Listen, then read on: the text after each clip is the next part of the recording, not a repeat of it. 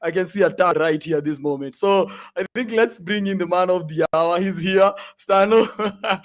Come man, come through Stano man. Oh my God, we have Stano hapa. No mtu wenu hapa nimemletea. Oh my God, Stano, welcome man. Asante, I'm on, First of all, it's great to have you here on the Nightlife Show. I think tumekuwa hapa hivi tukikuongoja sana. Since I think the time tulikuwa I think we were live on some stuff and I remember we of course lazima tungekuwa na Stano anyway. Otherwise kwaje? Mimi niko poa sana. Maybe ukoaje wewe?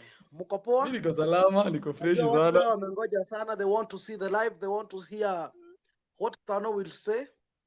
Watu wengi wamengoja hapa hivi na tumekuja kuongea. Tumekuja kuongea definitely. By the way, I'm going to be put I just hope everyone has just had a good day.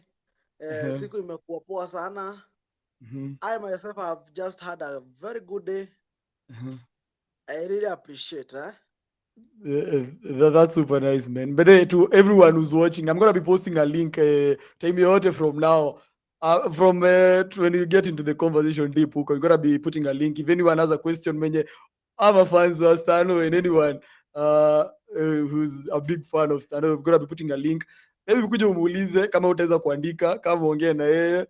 This is an open platform. Anyone who feels like they want to talk to Stano, the link is going to be there any minute from now. Otherwise, Stano, I mean, I think the big question mostly nilikuwa nataka kukuuliza ni I mean, first of all, you know, maybe a lot of people here hawajui mimi najua Stano like from way back. As in, I know Stano even before he started his content creation journey. So I think I felt like I you know, you could probably tupatie kanini kidogo of how you transitioned from whatever ulikuwa unafanya in school and that whole thing to now becoming a content creator. As in, how was that transition like for you?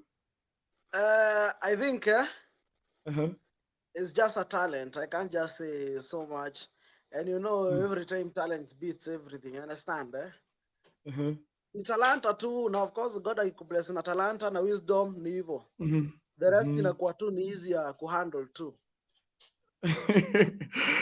Bede hapo kwa talent now ulikuanga nayo, but I think talent yenye ulikuwa nayo was more of you are the part ya creating the content. Now ile you are the character in the content now to unfortunately being the person hapo hivi kwa mic. Definitely, you know, this is something that I myself has longed so much. I know you know this all the way from high school pale hivyo Kikubo Bendera, right now to the world now, you know. Ni kitu ilianza tu kutoka huko mbali. Si kitu watu wanaiona tu saa hii, ni kitu ilitokea kutoka huko mbali sana. By the hapo and I agree with it kabisa. But you know, when I look at, for example, maybe ningeenda lightly, but when I look at for example channel yako, I'm much fan by the way of your videos. You know, sometimes nakanga hivi naangalia, first of all, like right now you una closing on like 1,400 videos and I'm like, how do you manage to do this? Kwanza acha tu nianze hapo on that. You know, this is what I do for a living, despite me being a businessman. This is where I spend most of my time. Then like videos, to create is very easy. It's very easy. Of course, I have a very big team. Right now, I'm almost closing to 10 people. When they are directly involved with my videos, with my channel. And we have to work hard. We have to work hard right now because, you know, usipowork hard sahi kesho ujui story zake. No, then it's just all about helping families, you know. If you don't do this right now, next time, you don't know. Unajuanga ile yenye Mungu anasemanga watu walipewa talanta. So yako ukichukua ile lisha pale hivyo useme video ni moja per day. Na labda Mungu amekuambia ufanyange video 10 per day. Mm. basi utakuwa umelalisha. I mean, okay, but is there an inspiration, for example, yenye ilikuinspire ku create content? Maybe sasa nikusaidia wase, but as in momentum, like what is this thing yenye na ku keep going this hard? What keeps me every day? Uh-huh. I just have a target. I just have a target. Like I Mm-hmm. want before the end of maybe 5 years into my career, I Mm-hmm. want to have at least helped around almost to above 500,000 people, Mm-hmm. and that's my target. And if then I don't do this Mm. very early in the morning, then hitting my target will be so hard. Mm. Itakuwa ngumu sana.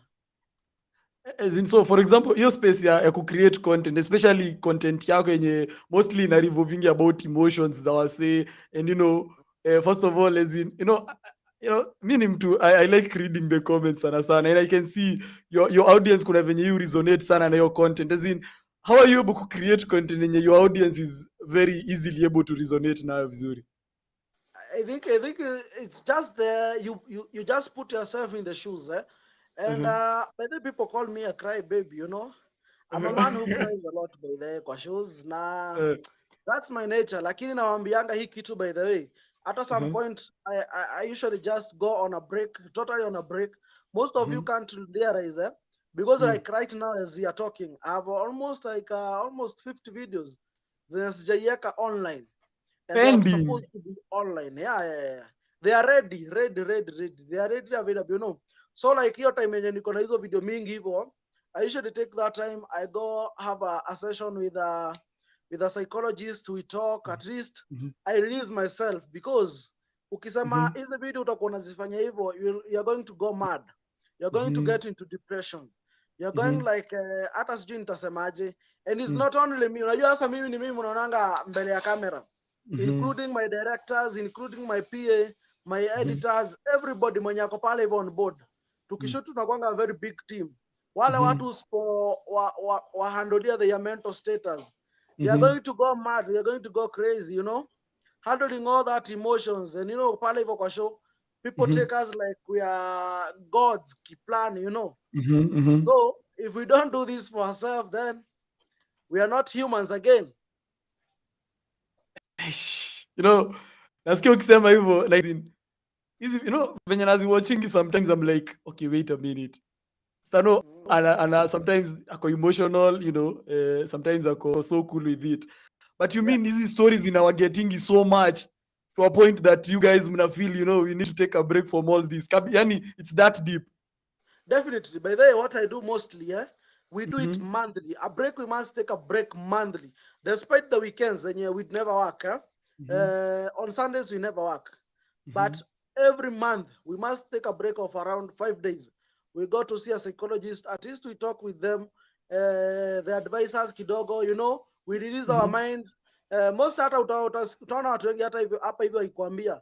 They usually Mm. see me most of the time. Niko Mombasa, niko Mm. Naivasha, niko Kisumu.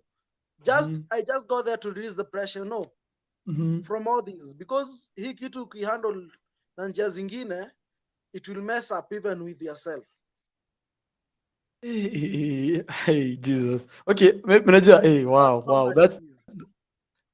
I think now then that's why maybe your audience then ina feeling it to attach, because when you read at the comment section unaangalianga like these people are into this thing kabisa, una get, Definitely, and definitely. and You know and one sometimes thing, maybe. yeah? Yeah, One go thing ahead. about emotions, you can never hide. Maybe you Mm-hmm. be you just be a monster. Despite Mm, wewe ni nani. Kama ni mm, machozi itatoka, utalia, you mm, know? mm, And that's how I'm connected with what I do. That's what motivates me every day.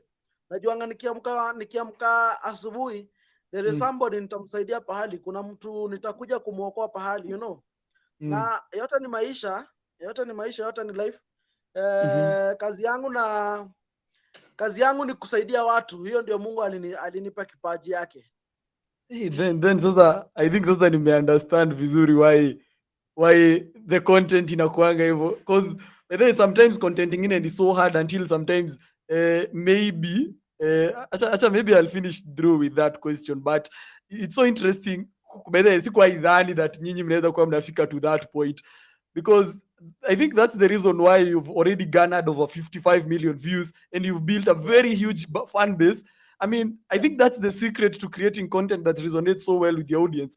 First of all, yeah, definitely. because when I feel pia wao wako as in mtu anataka by the I remember there was a story ilikuanga way back. I think ilikuwa ya kina, I think the people lakes of kina Shiba or something.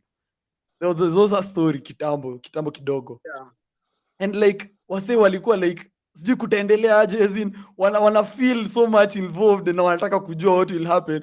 I think definitely. that's a very I think big secret hapo yenye umekanyagia hapo chini.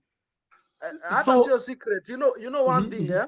mhm, Uh, the moment you get yourself into the shoes of the mhm, people you're having on mm, interview, the people you're mm, having on the show, mhm, the moment you get yourself in those shoes, you mm, see a mother there analia kama mtoto, you mm, see mtu mzima, mtu anatoshana kama babangu akilia kama mtoto. Hata mimi nitakuwa mnyama aje nikose kutoa machozi, nikose kulia? mhm. It just comes naturally. But sasa how do you get these stories, for example? Because maybe hakuna mahali zimepublishiwa, because maybe you move from this story, like you say, for example, you have over 50 videos, meaning there are a couple of different stories huko katikati. How do you Yeah, end up getting these kind of stories? we got to the street. You know one thing, eh? Mhm, One thing that I came to realize is that the problem that I'm having, mhm. hazijapoteana sana the problem wewe mwenyewe uko nazo. We are almost Kweli having a kabisa. similar problem, you understand? Mhm, kweli. For those videos zenye nimefanya sahi, we are almost clocking to 1,400 videos in a span Mhm, of a year, because bado we are yet to get to 2 years, eh? mhm, In a span of a year, that's mm, around let's say around 600 days, and mhm, almost 1,400 videos. I mm, have already realized one thing: we mhm, are all saving, we are all coping with similar problems. They are mhm, not new problems, it's just similar mm. problems. Na hata Kweli, ukiangalia in most of my videos, mhm, in most of my videos utaona watu wakisema, oh, pia mimi I'm passing through the same situation. Oh, my mhm, husband left me the same way this lady has been left. Oh, my girlfriend just tricked me the same way this mhm, girl has been tricked. They are heavenly other things. you know mhm. Yeah, yeah, sure. But then when you talk about as in hiyo kitu na venye ulianza, so first of all, I remember by the nakumbuka ile time kulikuwa na ile boom ya loyalty test shows zilikuwa like all over and there were so many of them. yeah. I remember, even I'm sure if I'm not wrong, your first video must have been involving something to do with loyalty test, ndio? Definitely, this is what I And do. and later hizi channels, most of them zenye zilicopy that thing na zilikuwa zina revolve around loyalty test, most of them ziliend up hazikuenda mbali sana. Yeah. At what point did you decide now to move from the loyalty test hii ya nini, hii ya this couple small couple to even unaenda kwa watu wazee over 70 years old? you, you How know how did you actually transition to that direction? actually what made me to transition to the mature couples, Mhm, let me call them mature families, mature mhm, marriages, because mm, I just looked at the point yenye ukipatana tuseme na kijana wa 23 years hapo hivyo hajaoa, is just a girlfriend. mm, What much is going to do? Maybe is going to just release his anger, alete mhm, vita, alete nini, mm, lakini my mm, audience hawata benefit in anything, understand? Na mhm, hizi mhm, videos natufanyangi kukuja hapa hivi kuanika mtu, that's not our mhm, main aim. Our main aim mhm, ni kumake sure yule mtu anatu view, our audience, our fans, ana get mhm, something from it, something to learn.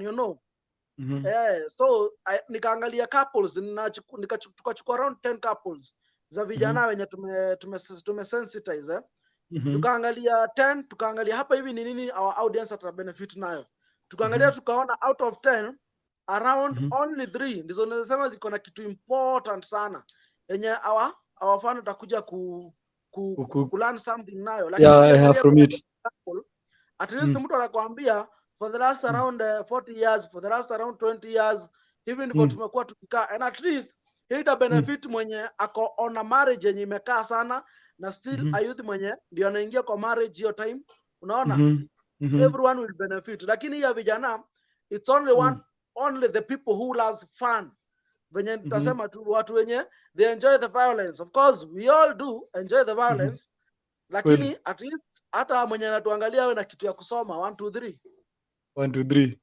Okay, of course. but I'd probably love kuchekiwa behind the scene of like some moments either after. Are there sometimes unaona na like so many emotional moments after menini kitu mepiga show, you know, later and you're like nyinyi mmelemewa kabisa because so many emotions going around. Are there some moments maybe unaweza share with us, some behind the scenes maybe what we never end up seeing in camera? Actually there is a video that I know most of the people hawatakuwa wameshinda akiuliza hiyo video ilienda wapi. There is a video that I posted on Sunday. On Sunday, last Sunday but one, not this Sunday. Last Sunday but one, kulikuwa na mzee pale hivyo na alikuwa amekuja na wife yake vizuri, then we busted mzee akiwa na aside kidogo.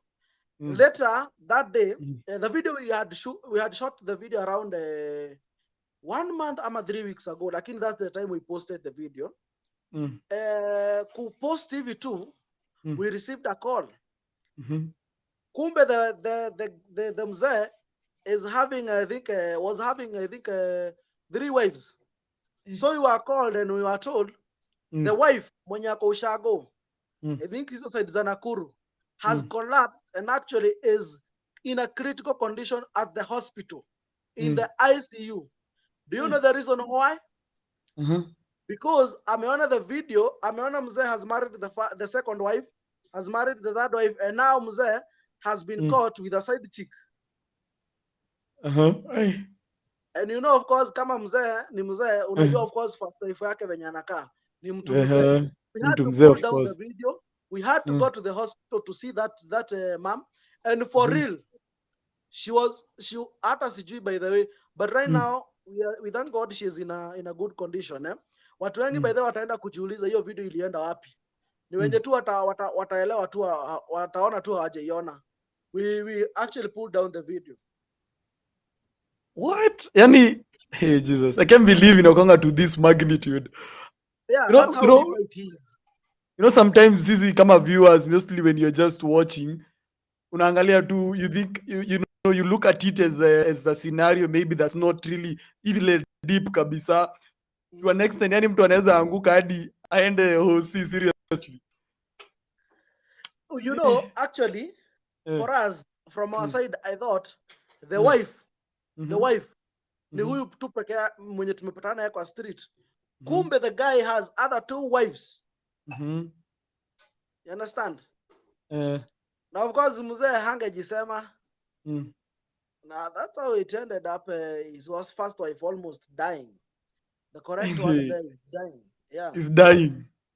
Definitely. And by the how do you handle as in wakati una meet with older people? Because I feel like imagine sasa mtu unaangalia is almost age ya mzazi wako na unaangalia vitu zenye as in you as like the person doing the show unaihandling yako ni kama mzazi wangu bana.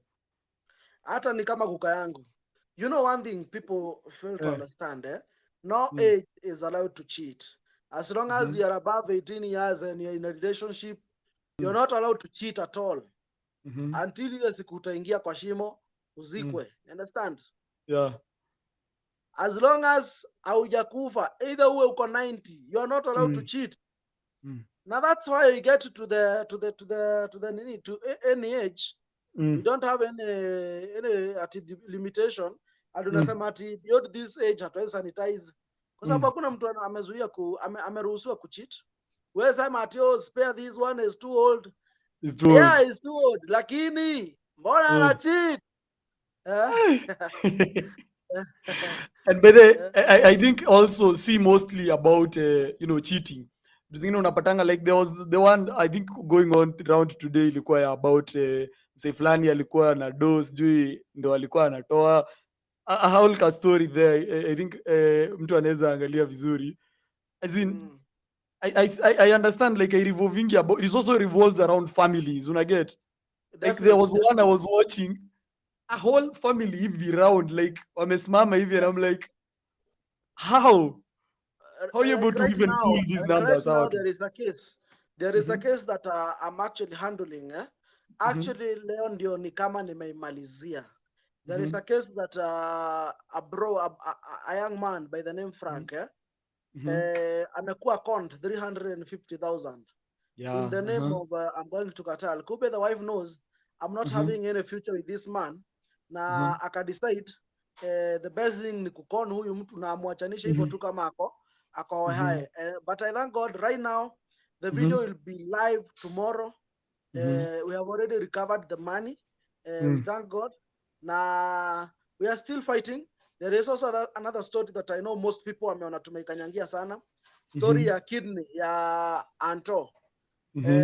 Anto came akafall sick na akadazwa hosi actually. And of course we couldn't continue with the journey because the moment we continue with the story, then we see things deteriorating. But anytime from now, we are going to update people what exactly is happening. I'm going to bring all of them to the show very soon. They must exactly know what exactly is happening. Actually, Anto was discharged. I think, if I'm not wrong, Anto got discharged when? I think last Friday, if I'm not wrong. Last Friday. Right now he's in a good condition. At least we can move on. The chief gave out the kidney. Now we are going to continue with the whole big story. Yeah.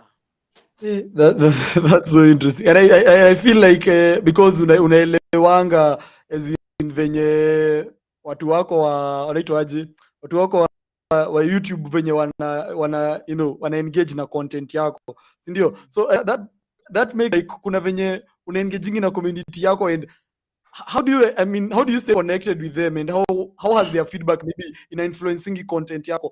Is there in any way feedback yao yenye wanakupatianga ina influencing what you do? You know, mostly what I do relates with people, with people's lives. You understand? Yeah. Like nimekwambia unapatanga mtu anasema okay, also underwent the same situation, anakwambia this is how things went, this is how things went. So from there I can at least get a tip. This is how I'm going to handle this situation. You understand? But Sure. most of the time I usually let things flow naturally. Bila ile kuforce. I usually let the things flow their way. See that yenye nasema ati this is how I'm going to do it, this is how I'm going to do it. Because this is not something yenye mimi mwenyewe napitia. This is not something yenye nasema next itaenda hivi. You understand? Yeah, sure. It's not like a show yako ati unajuanga after introduction kuna hii hapa na hii nanga hivyo. Hii unaweza anza na huku kifikiri itaenda hivyo ikupiga chenga. Understand? Yeah. That's so interesting. I think maybe I'd probably one day want to be on your set. When are you shooting next? You should come. We usually shoot every day except weekends. When is your next shoot? Tomorrow I'm having a very big shoot. There is a guy who actually did a matchmaking. Anaitwa aje. He is a publisher. Maybe I check out his book. Actually, the guy called me today. Akaniambia there is a couple yenye matchmake. And that couple actually needs to be sanitized. I don't know why the guy is feeling insecure. Both of them wakikaa pamoja, but I think it's a mzungu and a kadem ameshikanisha, but they also need anaitwa Njeri what? Let me take that book and I confirm with you so that nisikupe story yenye haiko. Sababu kesho tunafaa kwenda. And by the way, guys, I'm going to be putting a link any minute from tukiendelea as we go on. If in case you have any question for Stano, I'm going to be posting a link. So you can join in, ask him a question, live, talk to him. Ama pia, if you don't feel like talking though, you can unaweza weka hapo swali kwa comment section. So as we wait for him. I'll put a link hapo kidogo tuongee na Stano, muongee na Stano. Your DCI, si ndio? Here is the book. Yeah. The guy is called I know most of them wanamjua. Anaitwa Jenga Njero. Jenga Njero. He is also a content creator. There is a couple amenipigia kaniambia ameshikanisha, I think, I don't know when, and the couple actually needs to be sanitized.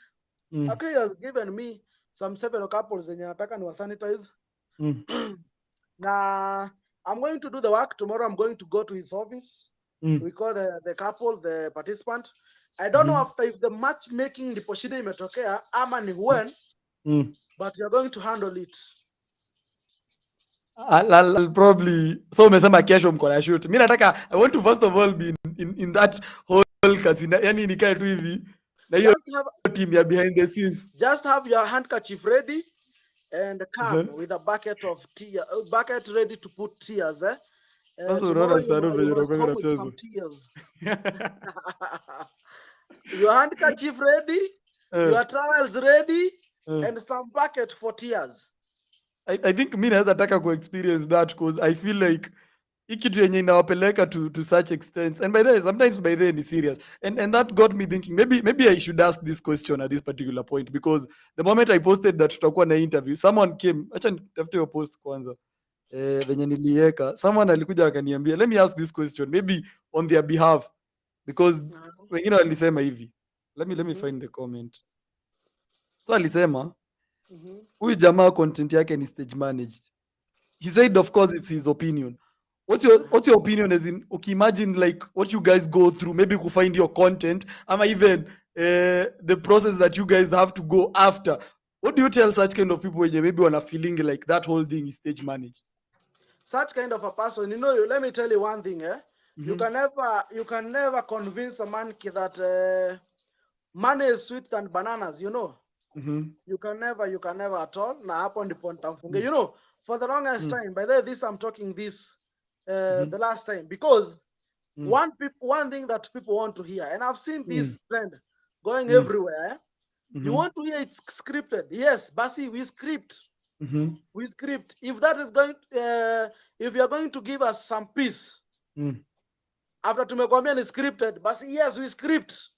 It's scripted. I think now tumemaliza conversation. By the for me, I'm like, even if it's scripted, bro, sometimes tuna watching a movie. Na unajua kitu imeandikwa, but you continue watching it. But I mean, no. Let me tell you one thing, yeah, continue. For the longest time since we started this game, everybody, not everybody, these bloggers, watu wenye wako na channels zimekataa kuenda. Hao wenye anataka just chasing the cloud. Anakuja tu kwa watu wenye tunasaidia familia. Na the fact that sijui nini. Yes, we script. We script. Kama hiyo ndio tu mnataka kusikiri mtulie, ni hivyo basi tumeisema. The show is scripted. Yeah. Umeona? I mean, kama hiyo ndio wanataka kusikia, ndio watulie walale, watu walao tufanye kazi, watu walao tusaidia familia, basi we script.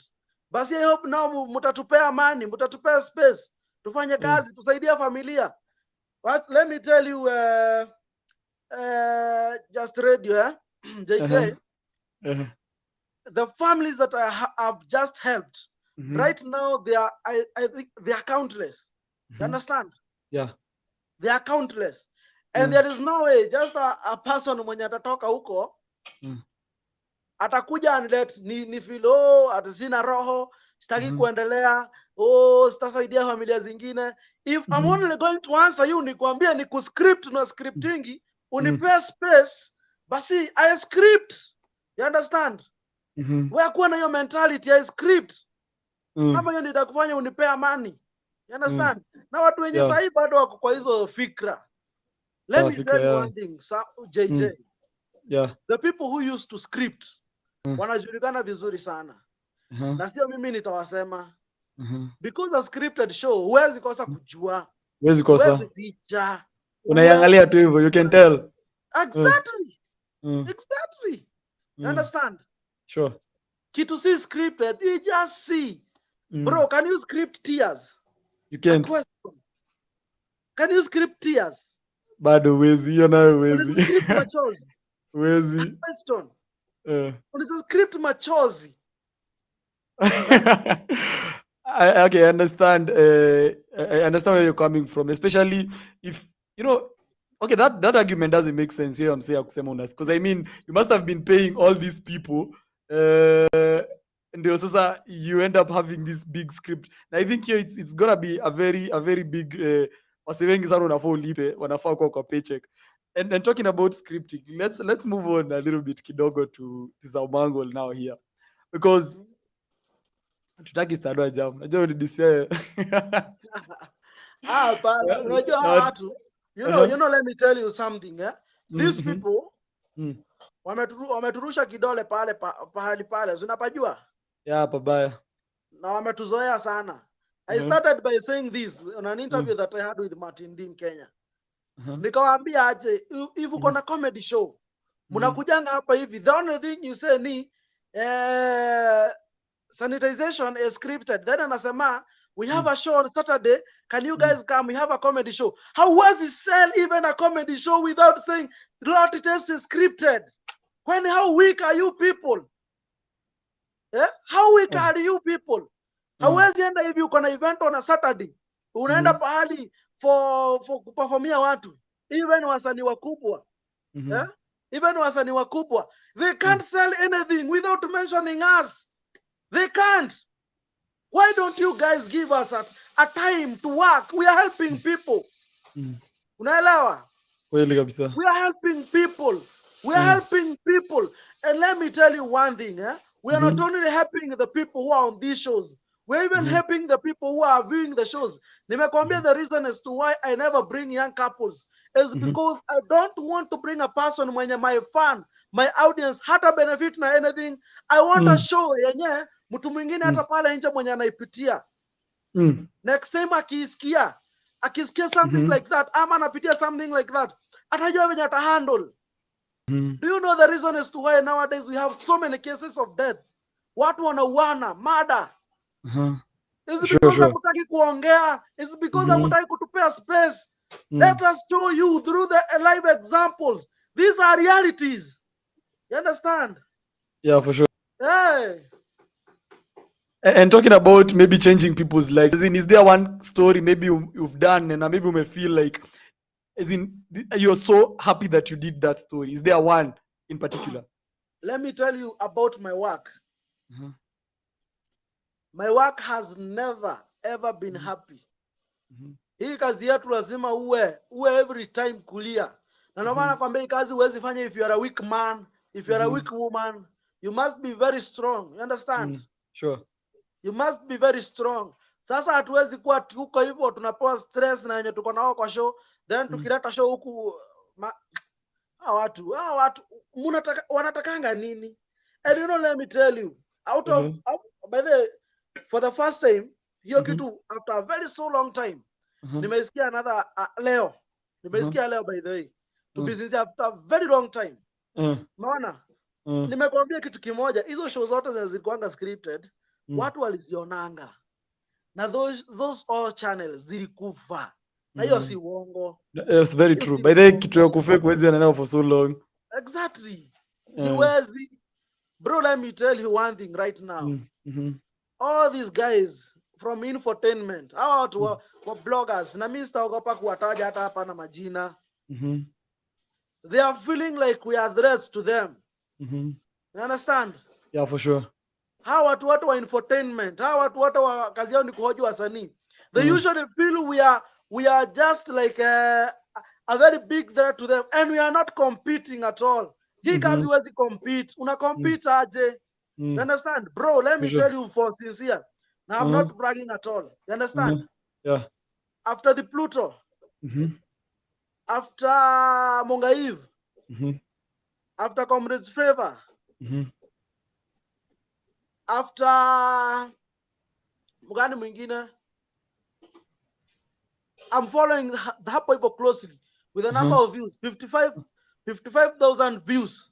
55 million. All the other channels zenye si hatusemi za msanii, zenye Kenya zinaleta hapa hivi ni kitu inarelate na maisha ya watu. I'm there almost I think number 5-4.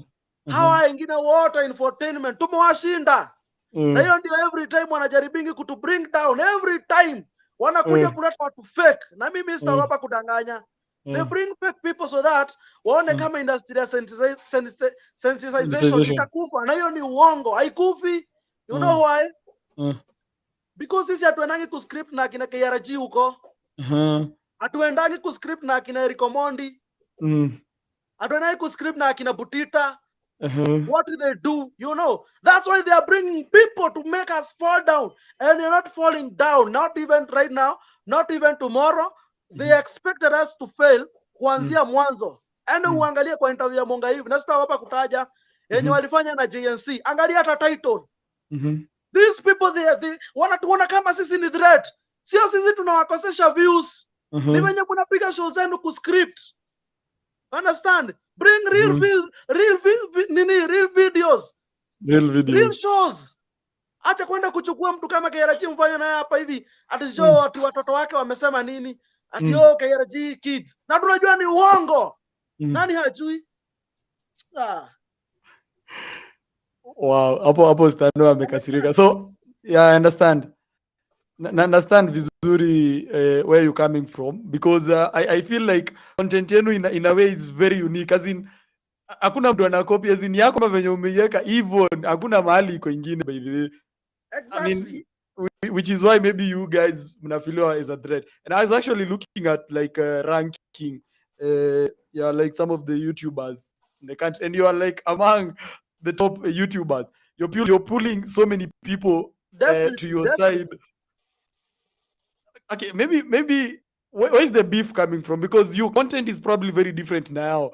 When you look at like when you're interviewing the celebrities and like their lifestyle and all these things, now Yako is very different. They stopped interviewing celebrities. They started scripting. They went down because fans waliwajua. You understand? Now they are bringing people to see if one has a fall down. Let me tell you one thing. They managed to Pluto. The Pluto right now is not having a shows, and that guy was helping people. You understand? Yeah, sure. Now they are going down to as every person singularly. You understand? Na hiyo ni kitu hata zana tunawajua ni wao wanawatumana. Si tunaona wakiwa host. Kwani hatuwaoni? Tunawaona, tunawajua. Okay, ikitu, how does it go? How do they try to like pull you guys down? Because I mean, no one is going to stop you maybe from making your content. How does that whole thing happen here? How to say they're trying to pull us down? How does that happen? It's very easy. It's because they don't understand the algorithm of YouTube. Ni venye wajaenda shule. Let me tell you, JJ, ukikosa views, hiyo Stano amekukosesha. It's you who is giving your audience some bullshit. You're not giving them what they want. Understand? Yeah. Is that your audience wamekugundua wewe ni mtu wa uongo, wewe ni mtu wa kuja kuwadanganya na kuwakon. You understand? Na watakuhepa tu pole pole. You understand? Yeah. So they pull us down into that. You understand? Nakuelewa kabisa. Na let me tell you, kukosa views sio kusema labda hata ati mtu mwingine ni anakufanya kukosa views. We share the same fans, to be sincere. Kabisa. We share same fans. Na wao. Umeona? Kabisa. Mimi naangalia live yangu. Nikitoka hapo naenda naangalia live ya mtu mwingine hapo nje. Napata we the same fans. Na hii si kama nyanya atifana atasema akikuja watch kwa Stano hataenda kukuja kuwatch kwako JJ. Yeah, for sure. Hakuna kitu kama hiyo. Umeelewa? Nakuelewa kabisa. Ndio maana wanaleta hadi unajua wanajaribu watu sana. Unajua ni kunyamaziwa na nyamazi yangu atakai kuambia ukweli. Mimi nitaambia ukweli na mwenye anataka tupelekane tutapelekana. You understand? Yeah. Alafu mimi hata hawa watu wote mimi siwajui, to be sincere. May do my work in peace. Sasa hivi wenye unaenda kuleta watu, they come to bring some force mnalipa watu wakuja wapeana some false statements. You understand?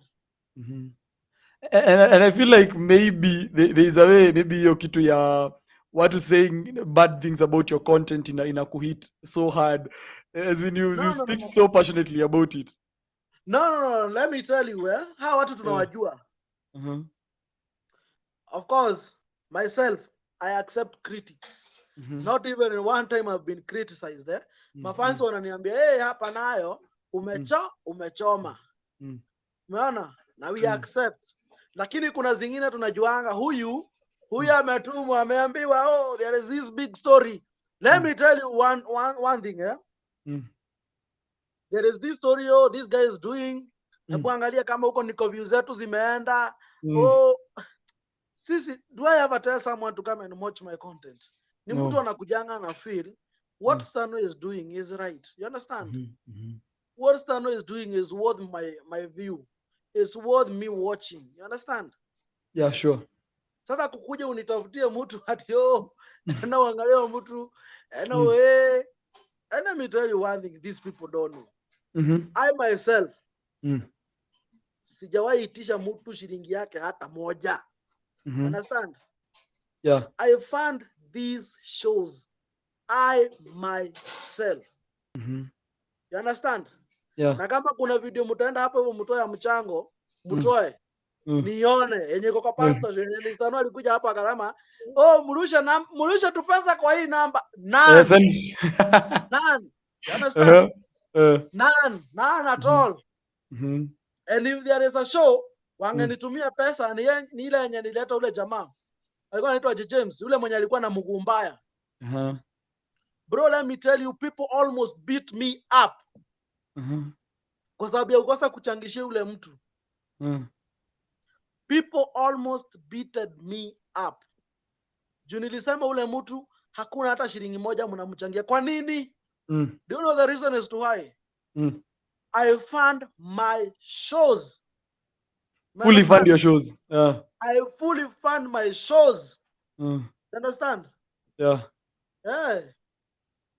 And maybe I can ask, I don't know if it's gonna be necessary though, but Certain Factor is saying, watu ni akina nani, is saying maybe if you could probably mention their names. I don't know if it sits well with you, maybe.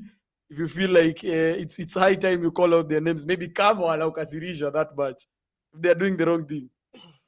Of course, there is no marketing inakosanga mad people, eh? Yeah. Sema watu leo tutestati wote. Not wacha niwache kuita watu wa sanitization atu wote ni wazuri.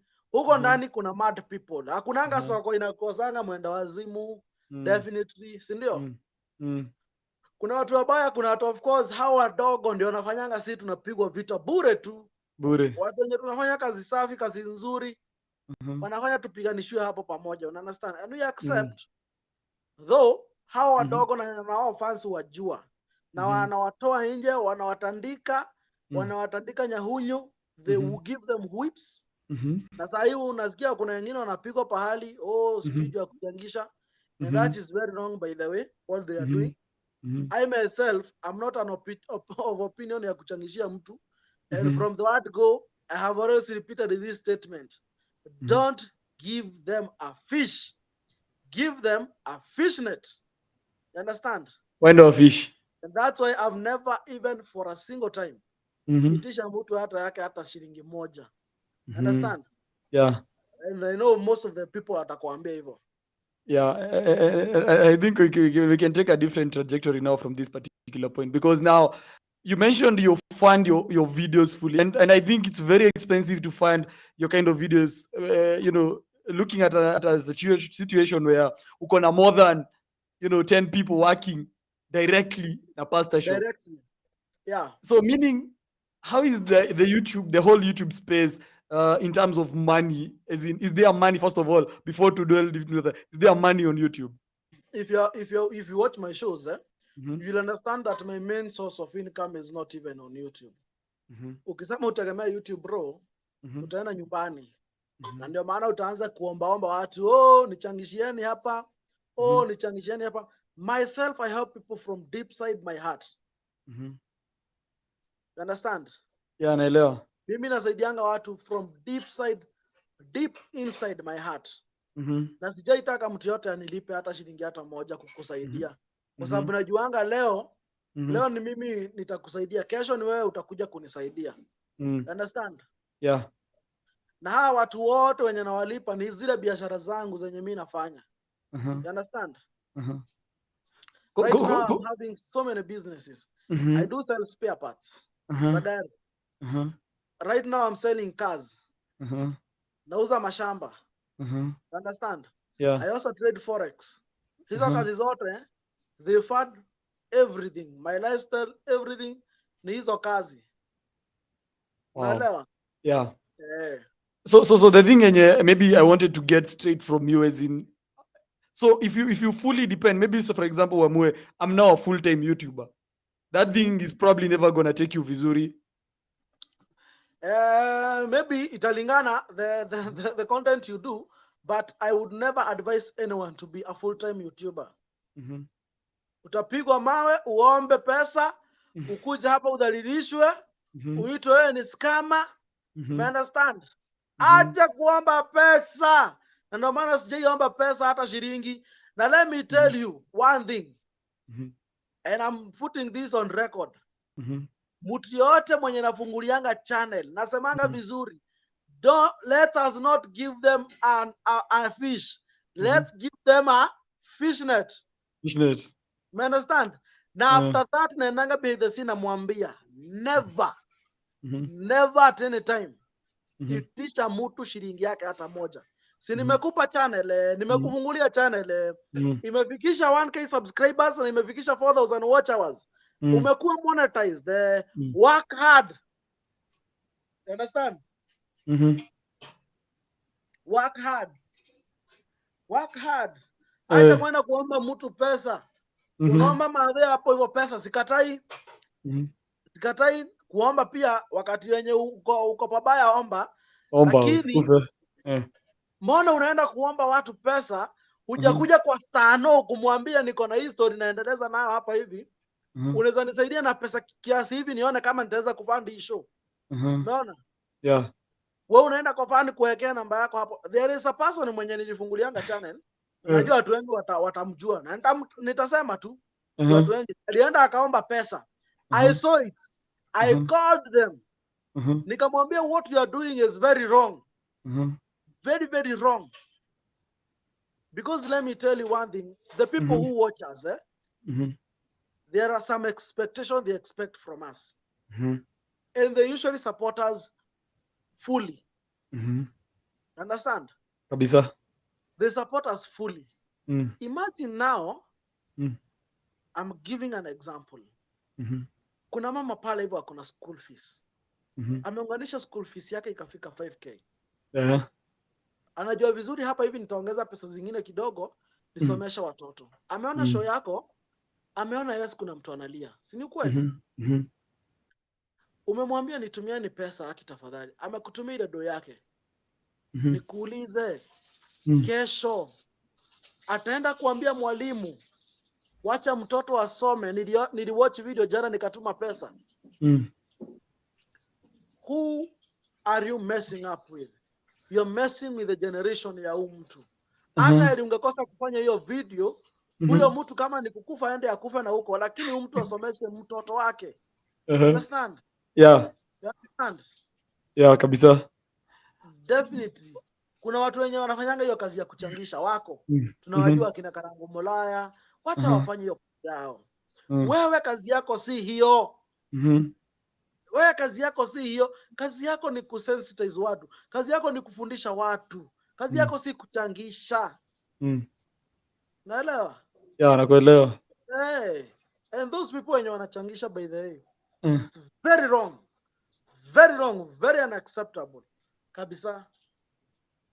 But you know, sometimes you might have genuine fans who just want to support the show, ama. You know, ama support you. Tiongelea kuhusu hao. Or wale wa like kuomba tuma. There is a difference between sponsors na kuchangisha. Oh yeah, kuna nakuona sasa. Kuna wale ni kuchangisha na kuna wale husponsor. Kuna mtu atakupigia simu akwambie, Stano, I'm seeing you're doing some good work. Naona viti zinavunjwa sana kwa set. Let me promote you with some seats. Siongelei kuhusu hiyo. Naongelea kuhusu wale wa guys, please, I'm begging this. We are having some problem. Our till number iko hapa hivi. Namba mtume 50, mtume 100, ule wadhao, ule 10,000. That's a bullshit. That's a bullshit. Oh, on that point then I think nimekuelewa vizuri. But take me through probably a day in the life ikiwa ya Stano, because I'm looking at Stano, the volume, the amount of videos on upload like every single day. Put together, you're doing a couple of other businesses. Say for example, you're selling spare parts, uko na mambo ya magari, you also do forex. What else? And you also do the content creation. I mean, how does a casual day at Stano look like? My day starts at 4 in the 4 morning, a.m. na nikiamka 4 in the morning inakuanga a good day kuangalia my videos and also kuweka titles, kuupload zenye zilikuwa, because for now I'm not having an editor, I do it myself. Oh, wow. Na edit na acha zikiconvert kwa my laptop. Mhm. Then from there I upload na ziacha zikiupload in my wifi, through my wifi. Toka hapo natoka moja kwa moja mpaka Kirinyaga Road. I do some 3 things, mahesabu hapo hivyo pale kwa duka. Kutoka hapo naingia direct to the field. One thing about kuuza magari ni rahisi sana, because you connect with customers wherever you are, you understand? Unaweza kuwa uko field lakini bado una connect one on one na customers, you understand? Kuuza spare parts, I have some workers wenye wanafanya hiyo kazi. Then nikikuja jioni, because I usually trade two days per week. I usually trade on Tuesday and on Thursdays peke yake. I don't do trading hizi siku zingine, because trading lazima uwe na a lot of discipline in trading. And the other days I find them very hard to trade. Monday, Wednesday and Fridays and weekends. It's actually the market on weekends inakuanga off. But the other days, Monday, Wednesday and Fridays, they are very risky days to trade. So I usually trade on Tuesday night and Thursday night. Nights. Only those 2 days. Kutoka hapo naingia kwa field, natafuta content. Sometimes inaendanga, there are sometimes I usually even shoot at night. There is a time actually I finished a set, I shot a set in South B around 4 a.m. in the morning. Now watu I know, they realize those shows 4 a.m. in the morning. Because huyu mtu anakuambia I'm not available during the day. I'm not available at all. You can only find me nikitoka job. Unatokanga job saa ngapi? Saa 4 usiku. Na unaingia job saa ngapi? 5 in the morning.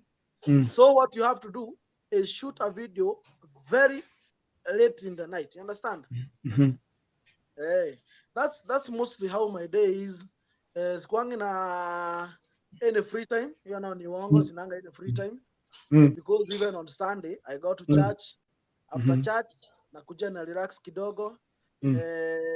By that, to be sincere, most even of the time I even lack time to go to the gym. That's how my schedule is. So I'm trying to get okay, by the kwa hii story yako ya kwenda church, but do you still preach? I do preach in many ways.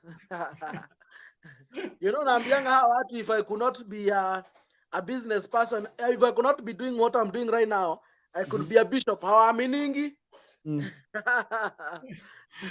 Maybe at some particular point later utakuja ku minister the word and you get back to your track. Definitely, you know, ministering the word does not necessarily mean nikuja na Biblia nikuhubirie.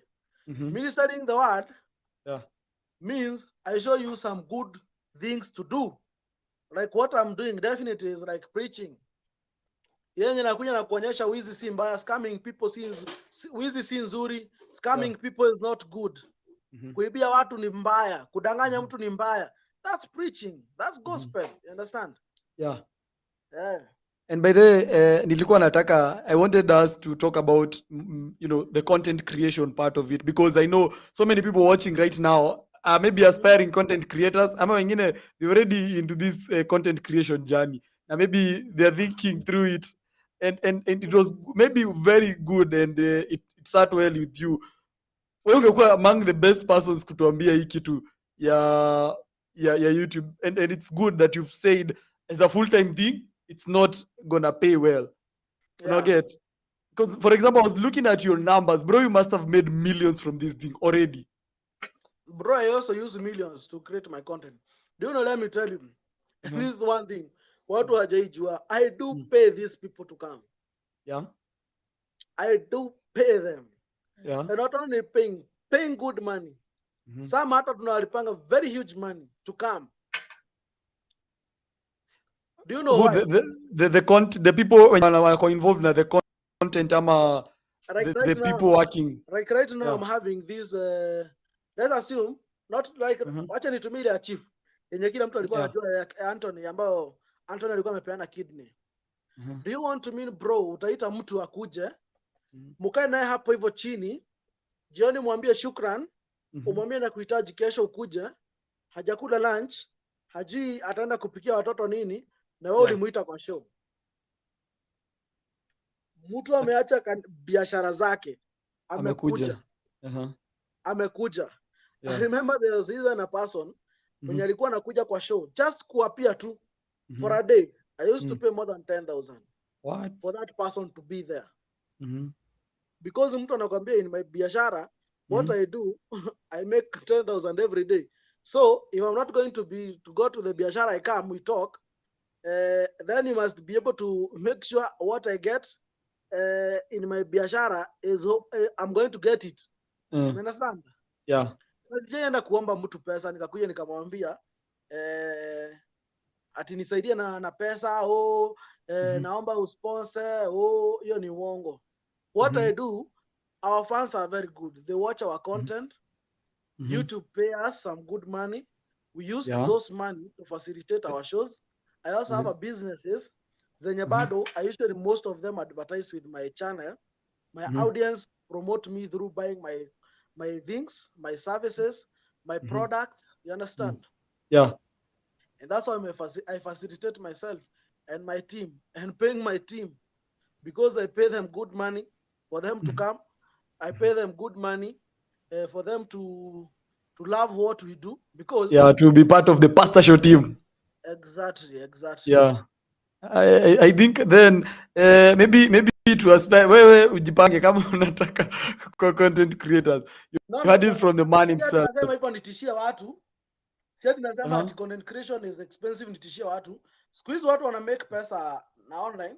If you yourself you make like tuseme 100,000 not 100. Kuna mtu mwingine akimake 10k atakuwa comfortable. Yeah. Si ni kweli? Sure. Kuna mtu mwingine akimake 30 atakuwa amejua nimelipa rent nimekula atakuwa comfortable, si ndio? Yeah. Kama huyu anaweza fanya tu iwe full time. Kuna mtu mwingine akimake 100 ata feel comfortable. Unaona? Yeah.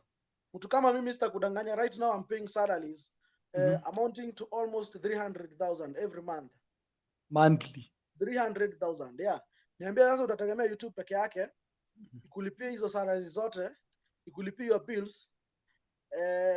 It's not making sense at all. It doesn't make any even business sense I make any sense. The fact that maybe unaweza lipa wase more money than the money you're getting ama the money you're going to spend. I understand that whole point the YouTube space. And okay, so not necessarily you can't hata mimi si kuanza having that big team. Actually, I remember the first time yenye nilikuwa naanza I used to spend small, you understand? You can just start from somewhere. Uende ukigrow. Hata Citizen TV, they started from somewhere. Right now, I know the salaries are almost amounting to almost some good millions of money every month. Sure. You understand? Yeah. What you should never refuse is growth. When there is a chance of growth, please grow. When there is a chance, please grow. You understand? Kubali kwenda. Watu wanaangalianga hivi anaona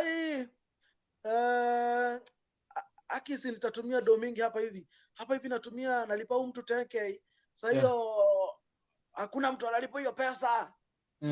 Don't. If huyo mtu utamleta asaidie mtu mwingine pale nje, please do. You understand? Yeah. Hey. Recently I saw now in a couple of videos that you're doing right now you're doing with you're working with of course other brands na deals na corporates zingine. how is Yeah, that definitely. going about, and how is that whole space kukua? Because I think a lot of time ulifanya many videos without maybe involving brands Yeah. zingine, but now at what particular Actually, point did you get into that? actually, Yeah. I usually never love having brands on my shows because Mm-hmm. they restrict. They what niseme, they remove the naturality of the Yeah. Uh-huh. shows. There Mm-hmm. is a way they want us to handle the shows, and There's a way you're supposed actually to there is a place a company. brand. There is a company actually had come to us, approached us, Yeah. and Mm. actually wanted us to script hiyo nayo sitadanganyana. So Uh-huh. wanatuambia we want Yeah. wakikuja waseme Mm-hmm. hivi waseme hivi waseme hivi, tukamwambia that's not possible for us. There is Mm-hmm. a brand yenye tumegroisha for a long time. The money you are bringing, if Mm-hmm. we can work hard, we can make more money, more Mm. than even what you are bringing. And they were paying some good millions of money, lakini Wow. ukiangalia unaona it's not Mm-hmm. worth it, because one Mm-hmm. thing, before you knew me, you as a big brand, Mm-hmm. before you came to approach me, Yeah. there are fans wenye wananitegemea na wenye wana believe what I bring is the Mm-hmm. best. Understand? So Yeah. when you want where ati unakuja na pesa, Yeah. unaniambia I script my shows this way, haiwezi, because one thing, I'll be Mm-hmm. going against my bosses. Now my Mm-hmm. bosses are the audience, the The viewers, audience there. Yeah. ambao they are expecting something from me. They are Uh-huh. expecting me, I bring something real to them. You understand?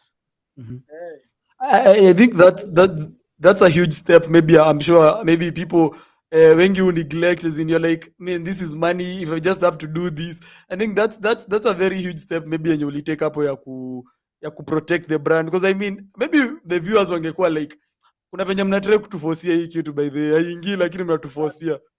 exactly. Then Mhm. brand atakuja mtasign contract tuseme ya 1 year, Mm. na atakupea hizo manini mamilioni, sikatai, Mhm. lakini when you break the money down, Mm. unapata the money they are giving you ni kidogo Mhm. ni kidogo sana, ni kidogo. Alafu unaangalia they Uh, are not even financing the shows, but right now I'm uh, working with the Hodari Homes. uh-huh. One thing I love about Hodari Homes, Mhm. they let you do what you do. Hawatakuja kuambia ati we don't want you bring this, Mhm. fanyanga show zako hivi. Mhm. No. Wanajua wamekujua juu ya what you do. What you do, Understand? so you must Exactly. stick to it. Exactly. Kama kenye ulikuwa unafanya ungekuwa unafanya, Mhm. hawangekujua. Anga kujua. Understand? Nimeona Yeah. mtu hapo hivi anauliza how much is it to start a YouTube channel. It's free of charge. TikTok is also free of charge. Uh, And let me tell you one thing, people. I saw some contents. Even people nowadays are faking pranks. We don't know any prank fake, and that's where una, people go wrong. yeah. That's where people are going wrong. And if they're not careful at all, if they're not careful, Yeah. I'm not sitawadanganya, itakuwa ngumu sana kwa these upcoming content creators ambao wanakuja. Yeah. Itawakalia sana, itakuwa ngumu sana kwenu. You understand? Yeah, nakuelewa. Leo umeona imeua infotainment juu ya kuscript hawa watu wa infotainment, hawa watu ati ni celebrity, juu ya kuscript kuleta uongo until people are bored. Yeah. Bro, there was a time you could bring a msanii, watu wachangamke na views. Siku hizi hata uleta msanii, people are not there because waliangalia wanaona ukileta huyu tunajua ni uongo tu. Ati anakuja anasema mimi na my girlfriend tumeachana. Tunajua tu ni uongo. Bring it real. Bring it real. You understand? Ile authenticity fulani. Exactly. And I think that's the most difficult part, because authenticity maybe at some point where I sell una get, but maybe if it's well crafted. Naona kwa comments there is one of the people I gave a fishnet, anaitwa Mawaidha ya Dada Sara. Namuona ako na sisi live. Amesema great job Stano, keep it up. Kama huyo sasa tungemchangishia millions of money if kama ilikuwa ni kuchangisha. Lakini because mimi niliamua kuliko nimchangishie nimpe samaki, wacha nimpe fishnet, yeye mwenyewe aingie ajue the work we do. Anguke huko. Exactly. By the way, she is a very good mother. She is old. She is old, and she is doing content. I can That's look what at we the want. profile. I can really tell. Yeah. Exactly. She is old. Watu wengi watamuelewa, watamjua anaitwa Dada Sara. Understand?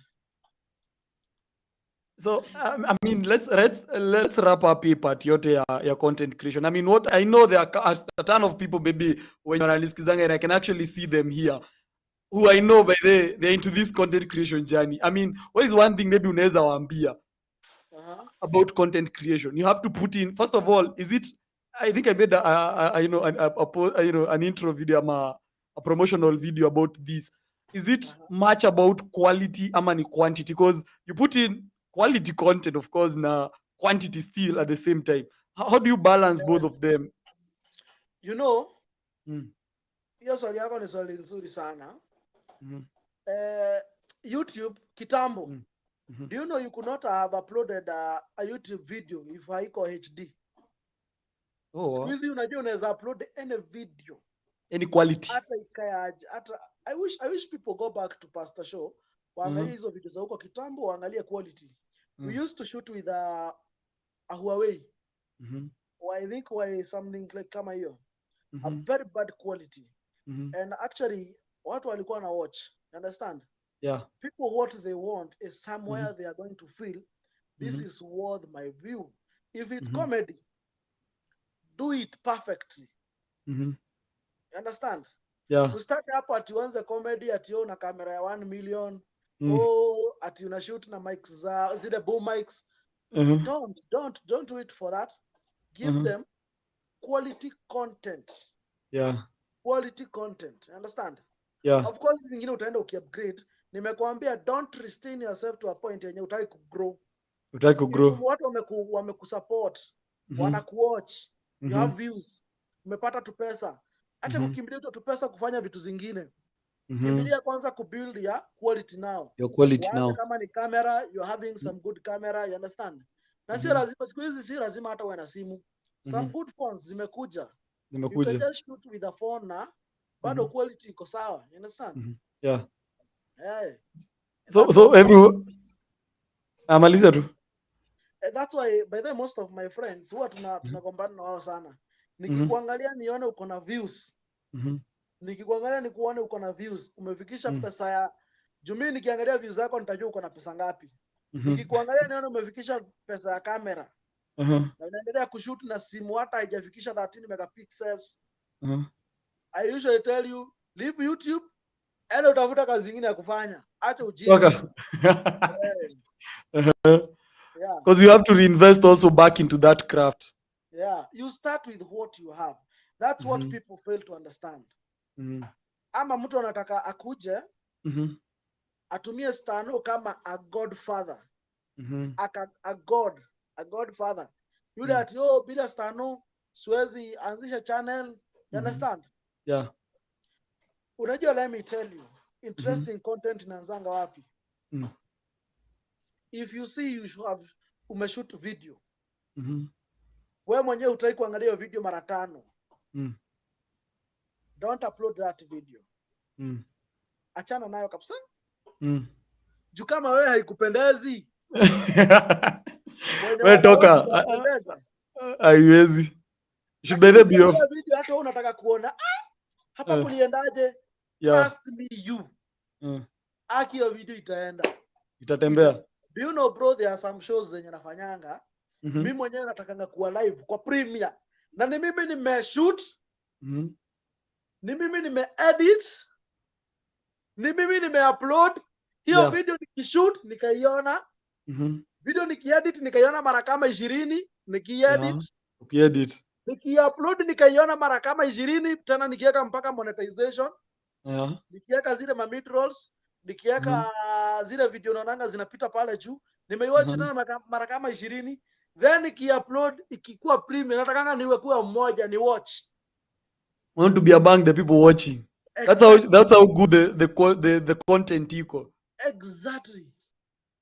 Wow. I think video unakaa hapa una feel it's not coming. Pia wewe una watch content yako 2-5 seconds usha Acha Usha twende exit. next. Yeah. So if Yeah, at all like we excite wewe mwenyewe, it's no, there's no way to excite another person. definitely. So you also have maybe, okay, so lazima uconsider quality pia ya content yenye unapiga Yeah, and definitely everything. consider quality. Siku hizi Mhm. nimekwambia mambo ni rahisi. Kuna Mhm. hadi simu za kukopa. You Mhm. can just have some small deposit, enda Enda uwekelee ukope. pale, anza kazi na maisha inaendelea. How about the quantity part, as in, because I see you're averaging on 4 videos a day, like Yeah, 4 videos a a day. day. Yeah, How is that, as in, is that an advantage, ama how does that go about that una put up definitely, so much content? definitely.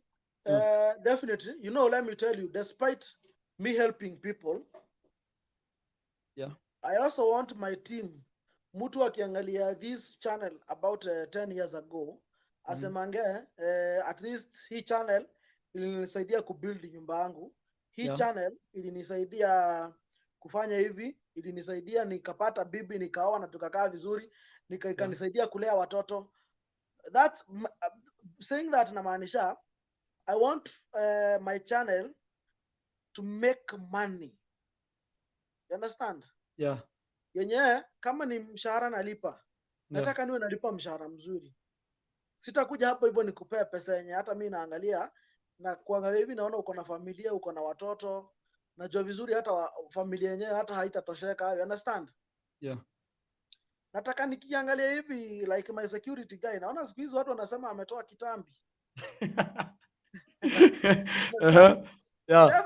That guy nilimchukua tu just from nowhere. Right now at least naona hata watu wanasema hey, na huyo jamaa anatoa kitambi. You understand? Uh-huh. At least nataka hata yeye akikaakaa hivi anasema nilijenga hii nyumba na pesa ya YouTube. Na si ati channel ni yake. Yeah. Just because ako one of the team. You understand? Yeah. So what you have to do is now you have to put more work. You have to So put more work. hii ni More kujituma work. purely. Exactly. Jitume. Hey, that's so interesting, and I really love the fact that una putting in so much effort. But then unajua naonanga there was a day I think ukuweka video and your fans were super mad. They're like, "We premiere iko wapi? We can't find a premiere." Definitely. Hey, that's super nice, and I think sijui if we can again have a couple of people, but before that, Stano, we're gonna be putting a link anytime from now. So kama uko na swali to Stano, we're gonna be putting a link there. Come through, muulize quick fast. Stano is gonna answer, and then we move on to the next person. Sindio? But Yeah. before we get in some questions from our viewers, Leo. Uh I was looking through. Let me sanitaitaje. The length. Una get, Mm-hmm. is the length of the video still also a determinant of how much money you will make? Because most of us, maybe the people who think of creating content, wanna think of like short form content. Nataka to make a 3 minutes, 4 minutes, 1 minute video. How is it like now creating 20-minute video? The advantage of it, how is it an advantage, for example? What I usually say, Mhm. the length, Mhm. let the length be above 8 minutes. Mhm. 8. 8 8. minutes. Isiwe Yeah. ikishafika 8, usiwe na shauku huko ingine itaenda 1 hour ama itaenda nini. Lakini wache iwe above 8. Do you know why? Videos below 8 minutes kwa Mhm. YouTube huwezi ongeza mid rolls. You understand? Mhm. Yeah. Unajua I can mid understand rolls that. hizo Yeah. ndizo zinaweza kusaidia kupata more ads, Mhm. na ujue more ads, more money. More money. Yeah, for sure. More ads, more More money. You money. understand? Yeah. Yeah. So the more you have a longer video, the more you're gonna put more Good. ads. Uh-huh. You understand? Tuseme Na kama mtu ako na naelewa. video like ya 1 hour Yeah. na mwingine ako na video ya 8 minutes sharp. Kwa Yeah. 8 minutes tuseme hata ukiweka ads mingi haziwezi pita 8, Uh-huh. si ndio? Yeah. Kwa hii ya 1 hour Uh-huh. utaweka ads. But remember bado iko na limitation Do you know why lessons pale hivyo high school ama any education institute ama college Yeah. zinakuanga na time? Uh-huh. It's because of concentration ya mtu. There is Ya a time mtu. ikifika, a human haezi concentrate. ukitengeneza video tuseme ya 1 hour, ni watu wachache sana. Watu wachache sana. Watafika minute 30. Very few. Very few. Yeah, because of even concentration level. 30. You understand? Yeah. So kuliko hiyo 1 hour, utengeneze itoke video mbili, uweke 30. At least kwa hiyo 30 they are going to watch 15 minutes. 15 minutes. 15 minutes. Yeah.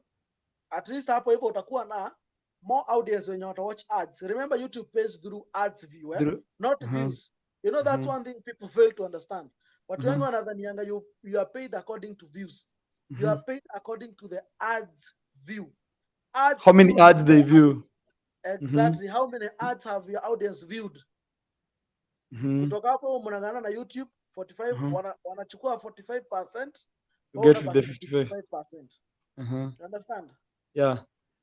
I think that's I think good, and then of course enough information maybe for the people looking into the content creation journey.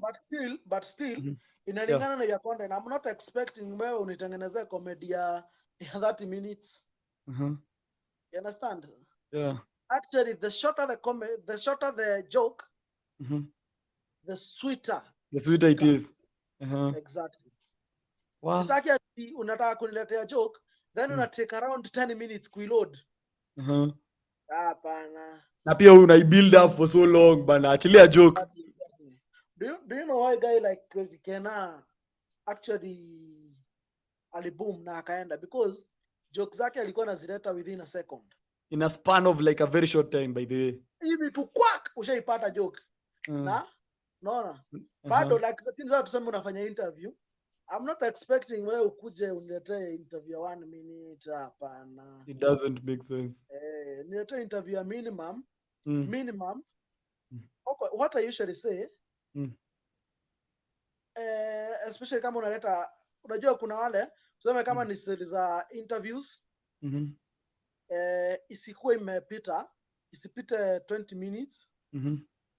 If ni hawa watu wa hizi skits tuseme kama hizi za kina this guy comedian Samikioko, wacha isipite 26 minutes, wacha iwe 26 to 30 minutes hapo hivyo. 26 to 30. Sawa. Ndio ileta ile utamu. Tena usiku atina radha ati ya kukatakata. There is a point unaweza katakata ipoteze utamu yake. Yeah. I think that's some good advice, of course, from Stano. But I think, Stano, I'd probably want to ask you one last question before we get questions from our viewers. I mean, can you give like a sneak peek into any exciting plans for the future in terms of your content creation journey? Just a quick one, future plans. Industry change. The way we are doing things the last 1 year ago is not the way we are doing things. Just be ready for change. One thing also, another thing people fail to do, they do what they love, not what the audience love. Please, don't do what you love, do what your audience love, kindly. Just do what your audience love. Exactly, not what so you should. So usipige ile kitu yenye nakubamba wewe. How do you think about the longevity of doing something you don't love but your audience love? I feel like maybe kama hiyo yako do it more. Najua kuna ule mtu anasemanga mimi napendanga hizi show za kina Lin Ngugi, napendanga, lakini akizifanya audience are not interested. Lakini the same person akifanya comedy, watu wanamwambia that's a good one. Do you know, by the way, there is a comedian, sitamtaja ni mtu watu wanamjua. Nilimwambia acha comedy afanye kitu ingine. Because for real, yeah. Because hata ukisikiza comedy zake unasikia comedy yako. Where is the joke there? Unasikia hapana. Imekata. Hapo nayo umechoma. The joke mali iko. I think it's high time we put up the links, ndio? Have you ever seen a position where if ukiweka the same content WhatsApp status, watu wanawatch wengi kuliko wenye wanawatch kwa YouTube. Sasa hiyo So umewekea so nini? Unapata kwa so status wamewatch watu, unapata kwa status wamewatch watu 70.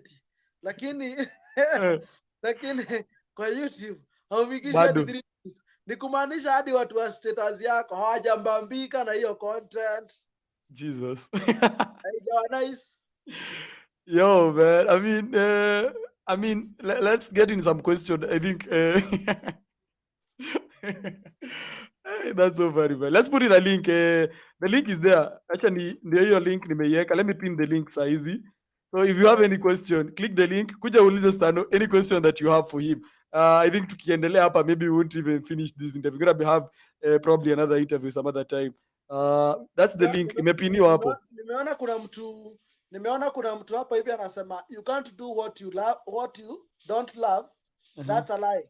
Let me That's a tell lie. you one thing, yeah? Yeah.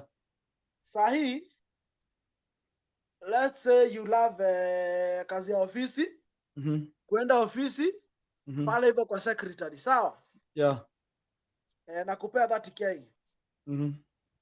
Kesho nikuambie kuja kwa my construction site, I'm going to pay you 100k. Yeah. But we upendi stories za mjei. Kabisa upendi. Are you going to go? You must go, bana. There's money. Definitely. There's money. Definitely. So kuja na hiyo thinking. So that covers the fact that kama zile points fulani za una follow passion. I think for example, sometimes I also look at this in that angle because imagine mtu mwenye anatengenezanga simiti. Wewe sema mtu ni vile anapenda simiti, yani ndio maana anakaa tu hivi amue kutengeneza simiti. Ati akisikia harufu ya simiti unaisika sana. But if at all kuna do hapo, we go ahead, go for it, si ndio? Definitely. But Sadin is insisting that he's talking about content. Okay. Though mimi nimemwambia just a free advice kidogo. Azina nilikuwa nasema hivyo namaanisha kuna mtu akifanya content fulani huwa inakimbia sana, lakini yeye apendangi kuifanya. Kuna ile yenye anapendanga na akifanya haiendangi. I think hiyo ndio that's what I wanted to mean. Oh, wow. I think we can it's interesting, man. But I think let's follow in that direction. Yeah, maybe just do, if it makes you money, just do it. But then umesema uko na set lini? I want to be in one of those interviews, one of those sets. Tomorrow I'm having an interview. Here Mzungu, I'm hoping to do it tomorrow if Where possible.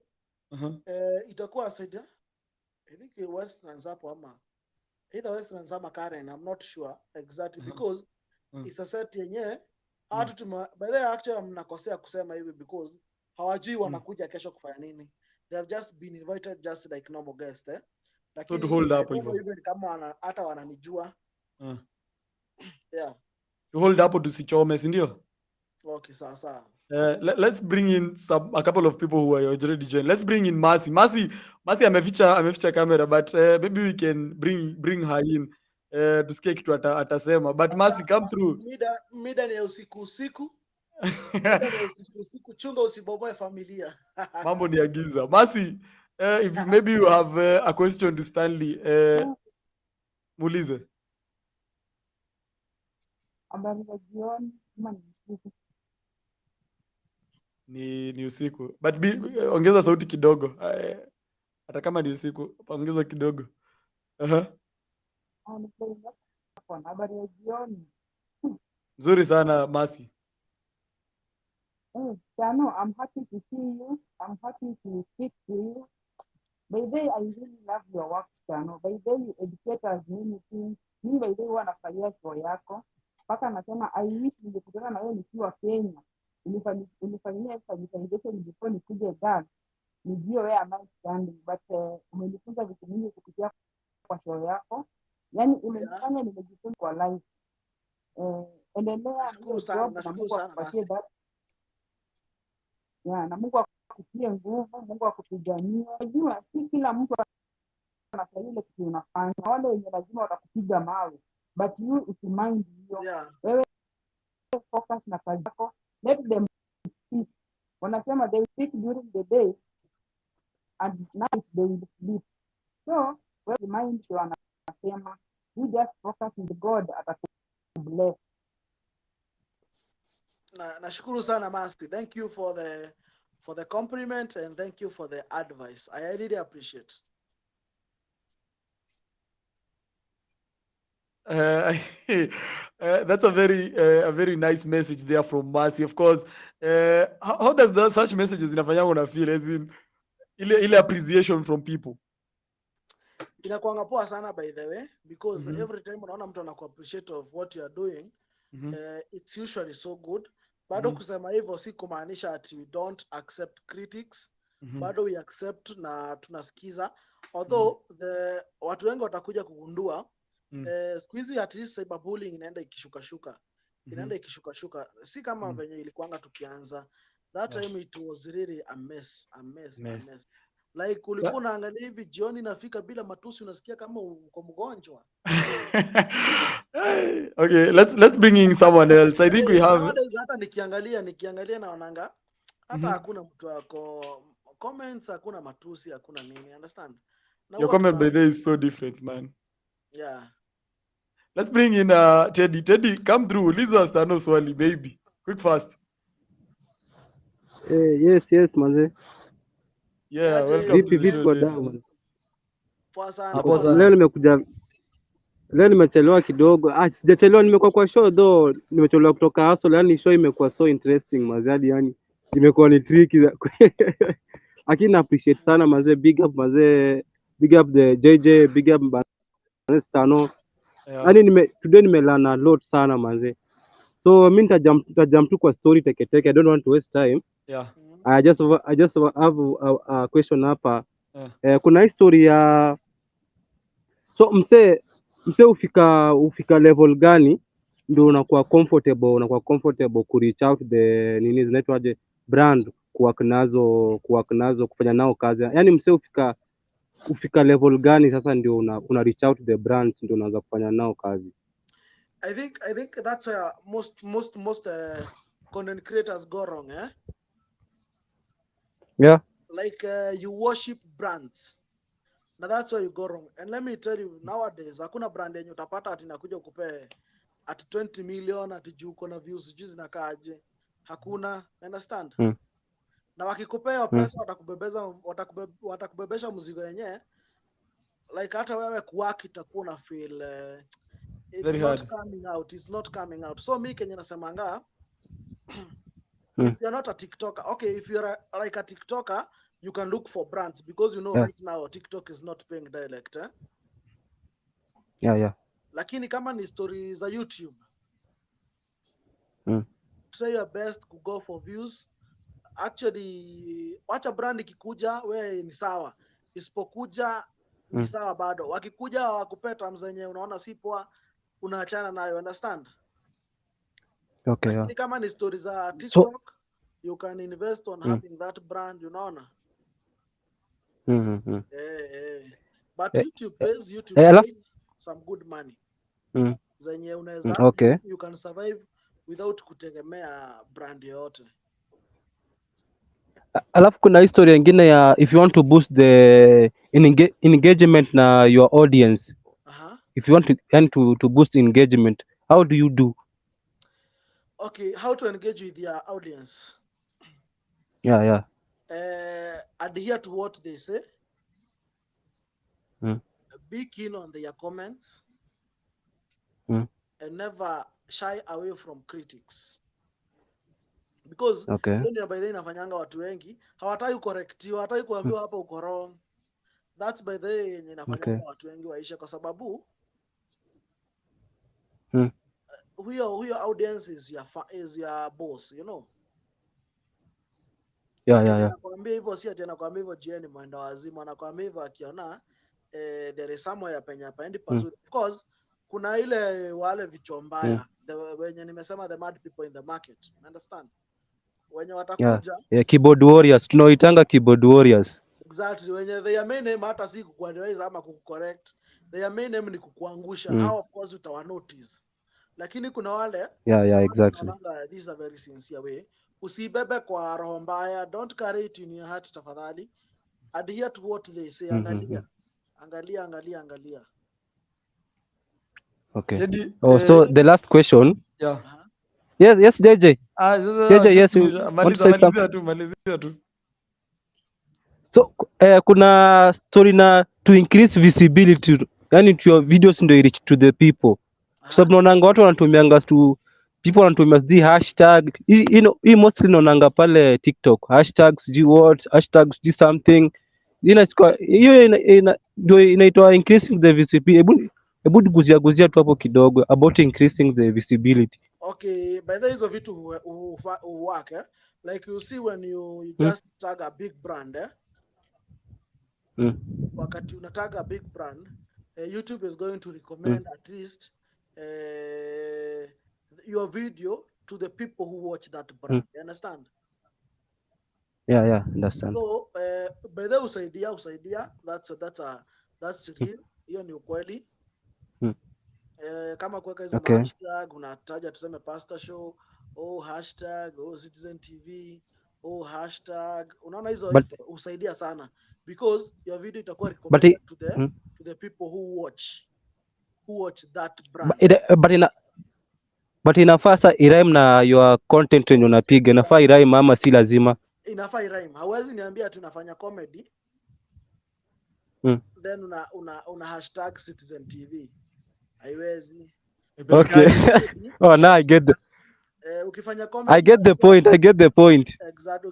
Ukifanya comedy hashtag watu kama Terence, hashtag watu kama Crazy Kena. You see these big brands wenye wanafanya hiyo video. Kama tuseme ni interview. Hashtag hawa akina Ngugi. Unaona hizi interview kama za akina Ngugi.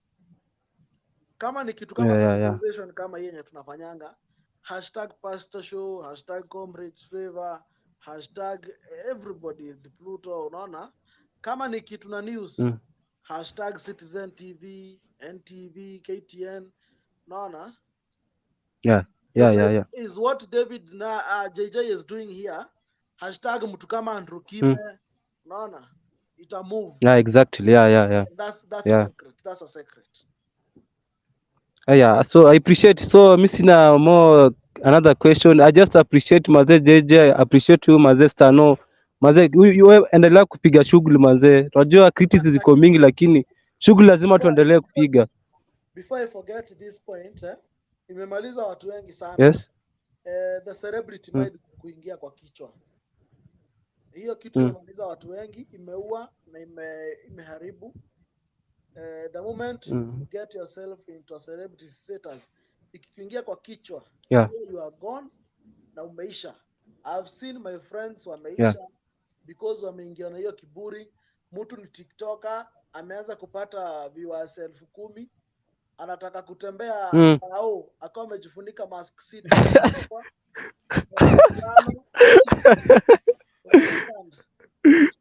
Yeah, I understand bro, I understand. Hakuna so JJ, hakuna kitu ati kubwa.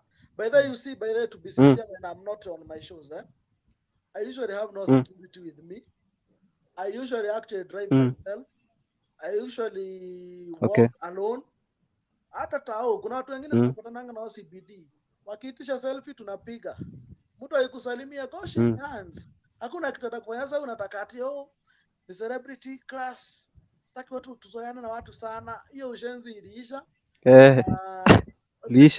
These people when unatorokea ndio ukuwatch na ndio ukupenda. So when you meet them, musalimie, hug with them, talk to them.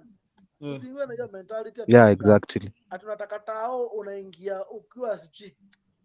Lakini watu mimi mbona kwanza TikTokers guy. By the way, there is a friend of mine. Alafu bro, there is a friend of mine. Yes. We were to meet somewhere. Hata haikuwa bali ilikuwa Ruiru. So mimi nimemngoja akuje, nimekaa hapo hivyo nimepiga set juu hata actually that time hata sikuwa na gari, nimekaa tu hivi. Then anafika nani yeye anataka kuniattack? Jeve amevali. Kuangalia kumbe mwenye tulikuwa tunataka kumiti na yeye. Bwana shida majivunie kidogo wajivunikie nani? Ati sitaki watu wani notice. Wanakunotice watakupeleka wapi? Interesting conversation. Alafu nikuulize kitu mwisho. No maze wewe upata wapi maze the power of convincing maze, kwa sababu wana wase wanalitanga kwa show yako maze, they are elderly maze, na mzee kumingiza box maze ni tricky ni aje. What we call it? Ebu sema What you do? Ukiingia unajua kitu kama unajua unasikia vile inaitwa social media. You have to know how to social media, yeah. How to socialize. You have to know how to talk to people. You know. Kama unajua vizuri haujui kuongea na watu, acha kuingia hii field. Kuna vitu mingi zenye unaweza fanya. Kuna mambo mengi yenye unaweza fanya yenye hahitaji wewe usocialize na watu. Yeah, okay. I mean, alafu nikuuliza about the comrade flavor, just kuguzia kidogo. Hiyo pia inakuanga scripted cause nakuanga very addictive to that show man. I don't know why. Okay, siwezi ongelea show ya mtu juu unajua kuna zingine I understand. Yeah. Si scripted, kumbe ni scripted. Kuna zingine utakuja ni script, useme ni scripted, kumbe si scripted, unaona? Yeah. Lakini show scripted, mimi nasemanga mtu huiona. But as what so, I don't think comrade scripts, because nimekwambia mtu yote mwenye amesurvive kwa industry sahi, mwenye script na mwenye hakuwa script, sasa unaweza watofautisha. Kuna mwingine nimeona amekuja juzi, amekuja na ukali, amekuja akiwa na anaomba views, anaomba 100k, sasa nasikia pahali mnamkuncha pahali, amekula pesa, sasa nasikia hata hapost. Lakini wakipata kidogo wanaingia huko, wakisoto wanaingia TikTok, wanaambia watu tap. Tazama maneno yao, wacha nisimame kutama. Unajua madisi hai to be sincere by the way, I know all those shows zenye huwa na script.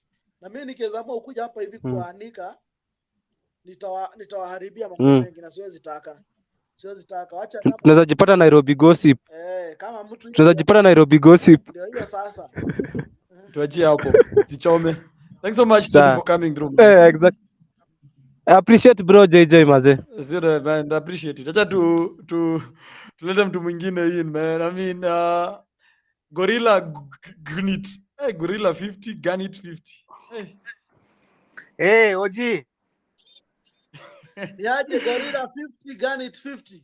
Oh ya OG mwenyewe, kijana ya TV, mambo vipi? Fresh sana mzee. Yo jina umetafuta wapi bro? Mimi niko kijana ya TV. Unafanya kazi moja mzuri sana. Tunashukuru sana. Kila siku tunakuona. Nashukuru sana. Na uendelee hivyo. Sina mengi. Hauna mengi? Sina mengi. Niko appreciate tu kijana wa TV. Gorilla 50. Huyo ni anitafuta tukunywe chai siku moja. Sawa basi. Uko wapi? Niko bali kidogo. Uko Gulf ama uko wapi?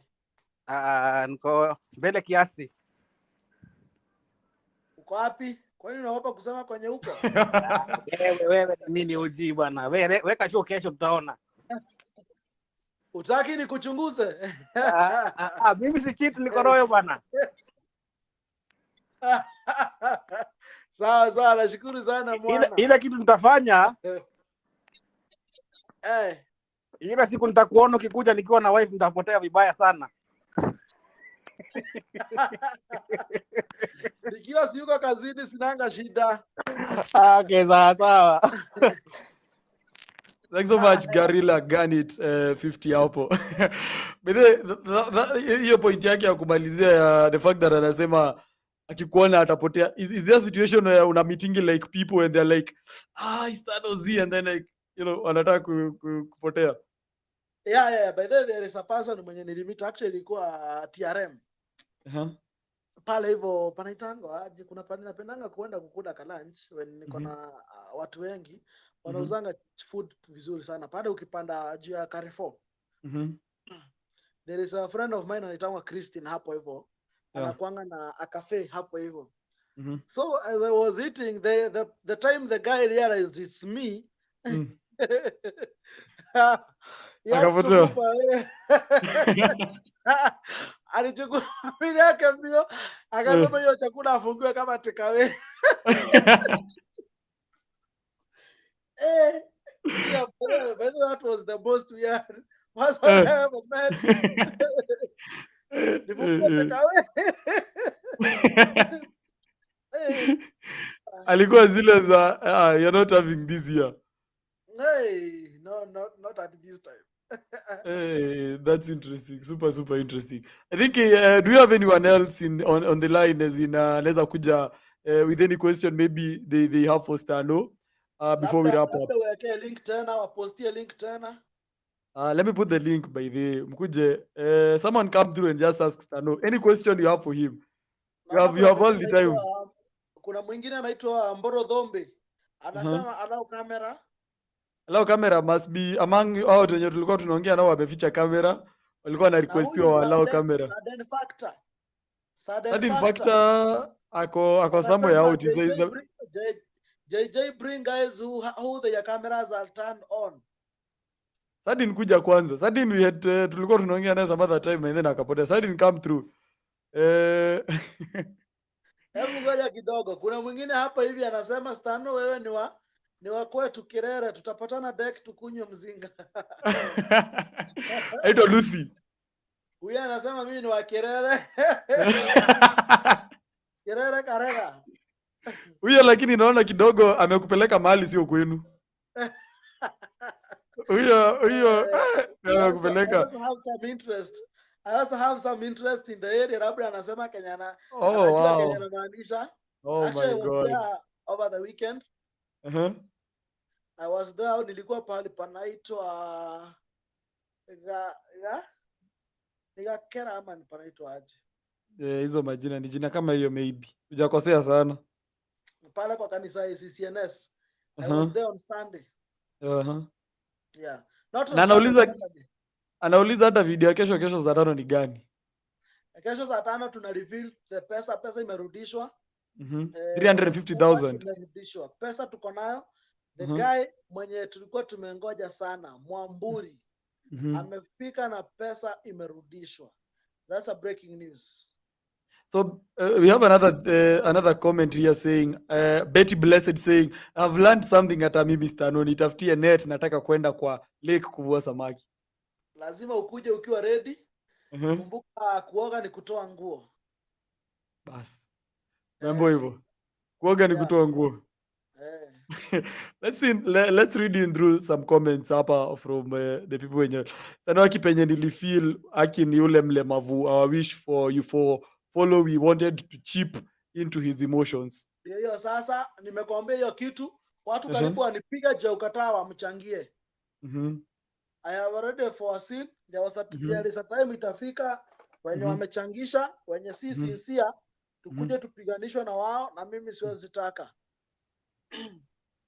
I also see Sadin here alisema hatujaongea about there is a person who actually reached out to me akaniambia he is going to contribute 5 million for the guy. Nikamwambia pesa yako kaa nayo, sitaki ni siku moja uwahi kukuja kuni crucify juu ya hiyo. Ndio maana siomba pesa hata kidogo.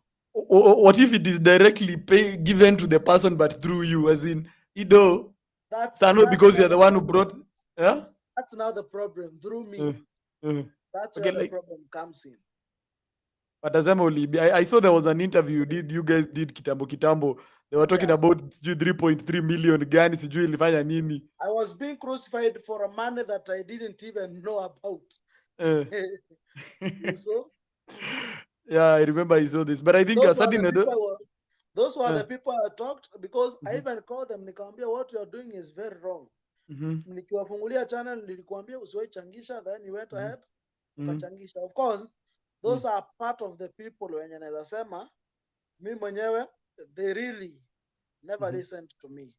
because if they listened, I even called them nikamwambia what you're doing is wrong.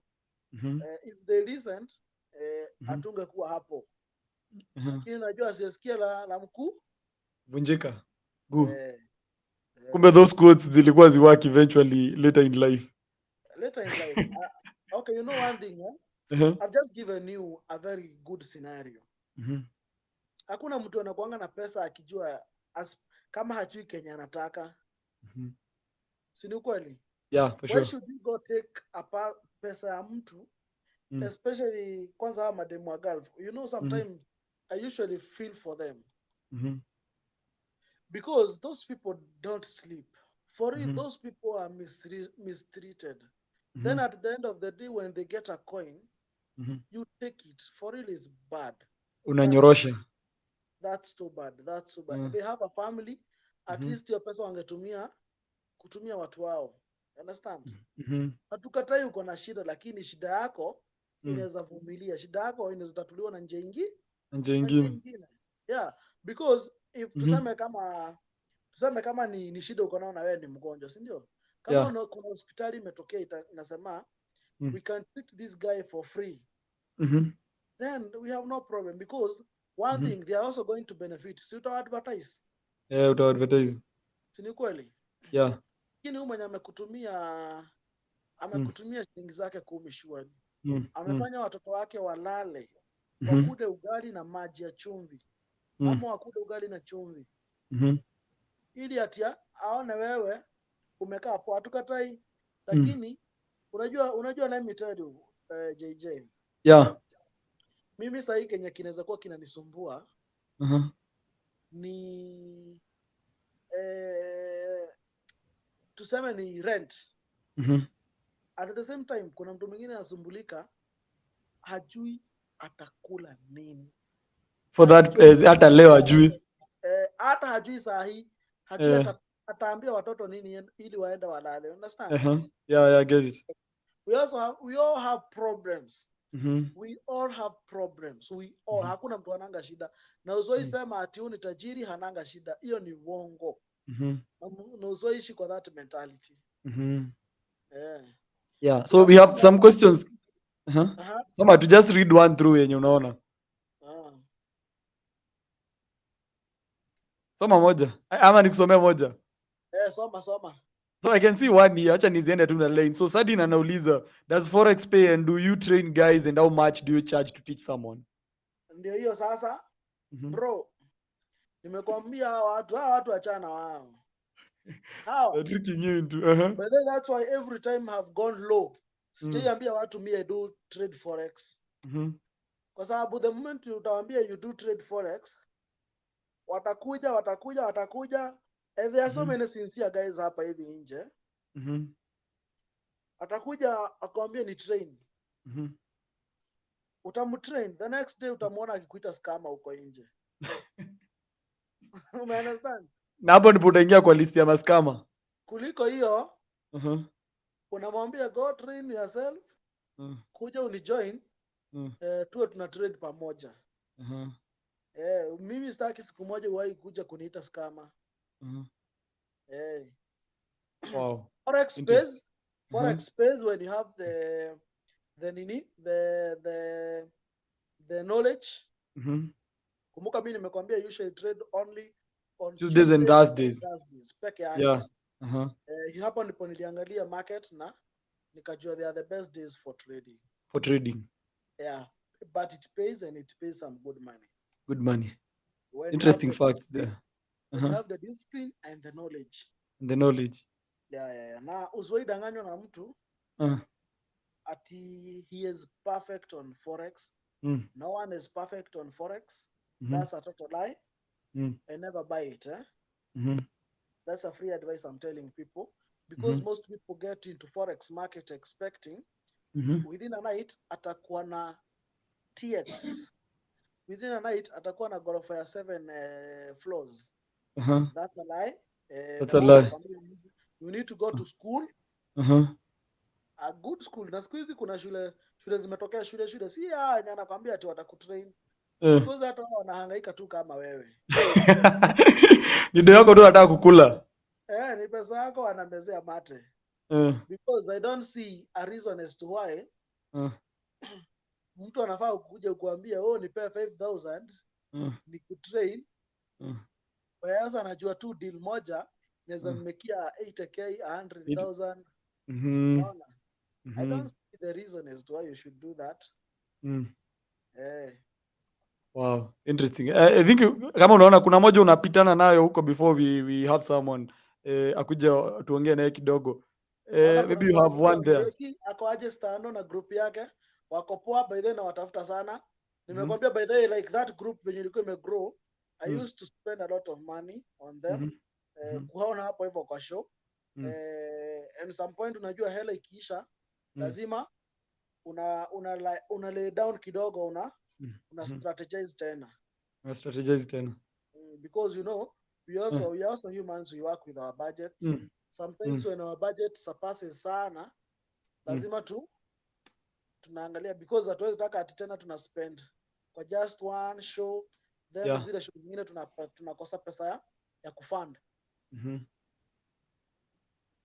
Interesting. So we have someone in. We have someone, Leroy. Leroy Nyanchwa is here with us. Leroy is a big fan of the show, man. Leroy, what's up? What's up, G? Yo, what's up, man? As in, leo tuko na Stanley. I mean, today is not the show. No Stano hapa. Ni aje Stano? Poa sana Nyanchwa. Yeah, my name is Nyan. Huh? Wairire buya. Uko salama na kivono? Mbuyande. Niambie. Mimi niko fiti. Big fan of the show. Yeah. Nashukuru. Maybe atanishow wewe nani juu ndo nimeingia sijapata story yako. Umeingia hizi maeneo. Ndo kuingia. Mimi naitwa Stano. I'm the host at a YouTube channel inaitwa Pasta Show. Oh, like it's a pasta show. No, not a pasta show. I do cleanse the street.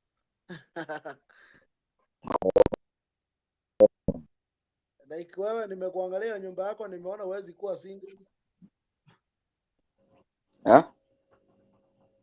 Like wewe nikikuangalia hata hiyo nyumba yako ukai kuwa single. Bro, I'm still a kid, bro. Oh, you're a kid? No, not really a kid, but I'm 19. You're 18? 19, man. Oh, 19. Okay. Ya sura tu ndio mzee. Sura ndio ya mzee. Give this 19-year-old advice. He's an upcoming content creator. Anataka kupiga content. Maybe you can give him some advice. Stano is a big content creator, but he's pulled over 50 million people to watch his content. So maybe you can ask him some advice. Najua unataka kupiga content, mzee. Ngoroho. Stano. So bro, he has 50 million views. Over. And counting. God damn, man. So you are a big deal. Lazima nikutafute. So unafanya sanitization kaya the Pluto ama? Yangu tunaitanga yangu si loyalty test yangu ni ya kufundisha watu. So acha lazima ni check out nijue bado sijakujua. Okay. You'll have to go and check out. Pasta Show. Noma. Naona JJP show mbaya. We. Hiyo chess hapo kama umesema utaileta watu wacheze. Nitaileta. Tutacheza one day. Si kesho ni kwa. Ndakuja kwa kick. Saa ngapi? Si ni communicate na wewe ni TikTok ama IG. But sawa IG. Sawa IG. Maybe hata okay, sawa ta communicate. Ni pasta unajua okay, jina lako ni ni tuaje? Unajabu forget majina bana. naitwa Stano from No. Pasta Show. Yes. Oh, pasta show ni yako peke yako ama mnaifanya watu wengi? Ni ya watu wengi. Oh, that's fine. So pasta show unajua fuck. Pasta show. Stano unajua kucheza chess? Wewe ndo mlevi hapa kwanza, utamleta baadaye. Wewe Leroy, tutaongea wewe. Akisi ameingia hapa na mambo gani? Acha yeye akamaliza vitu zake. Mkisi hapo. Mkisi. Otherwise, let's check in a couple of more questions before to wrap up, sindio? I think I had seen one about cars. I think there was one from Sardin. Sioni nini. Yeah. Here it is. Let me get it. Acha nione iko wapi bana. Imeenda mbali. So he was just asking about cars and maybe how they can, see venye maybe unauzanga magari. If you have a website, they can see and select or refer someone to check on them. Maybe if you have such a thing, maybe you can share. Sahi we are working on a website is coming very soon. Actually in almost a month or 2 months time, the website will be ready. For now, what we are working with, we are working as a broker. We are intermediary between the buyer and the seller. Tuko hapo hivyo katikati. Hapo katikati. Tuko na yadi yetu bado. But we are working on it. Very soon we are going to have it. But for spare parts we have a shop. Watu wengi wamekuja pale wamenunua vitu. Wapi hapo? Kirinyaga Road ama Kirinyaga Road? Kirinyaga Road. Duka inaitwa aje? Inaitwa Pasta Auto Spares. Pasta Auto Spares.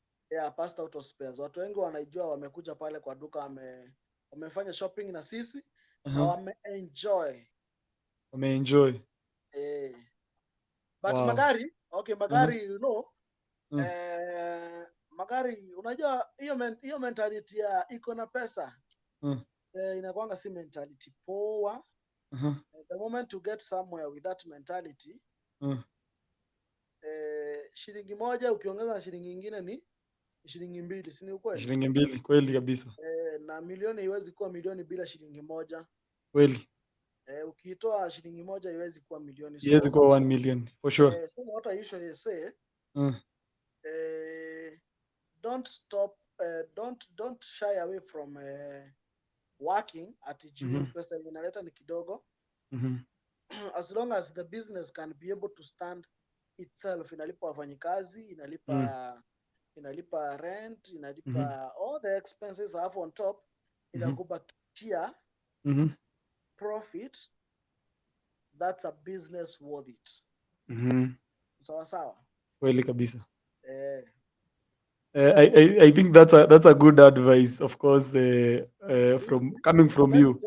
Let me tell you one thing. Do you know why most people open supermarkets? Because huokota mashiringi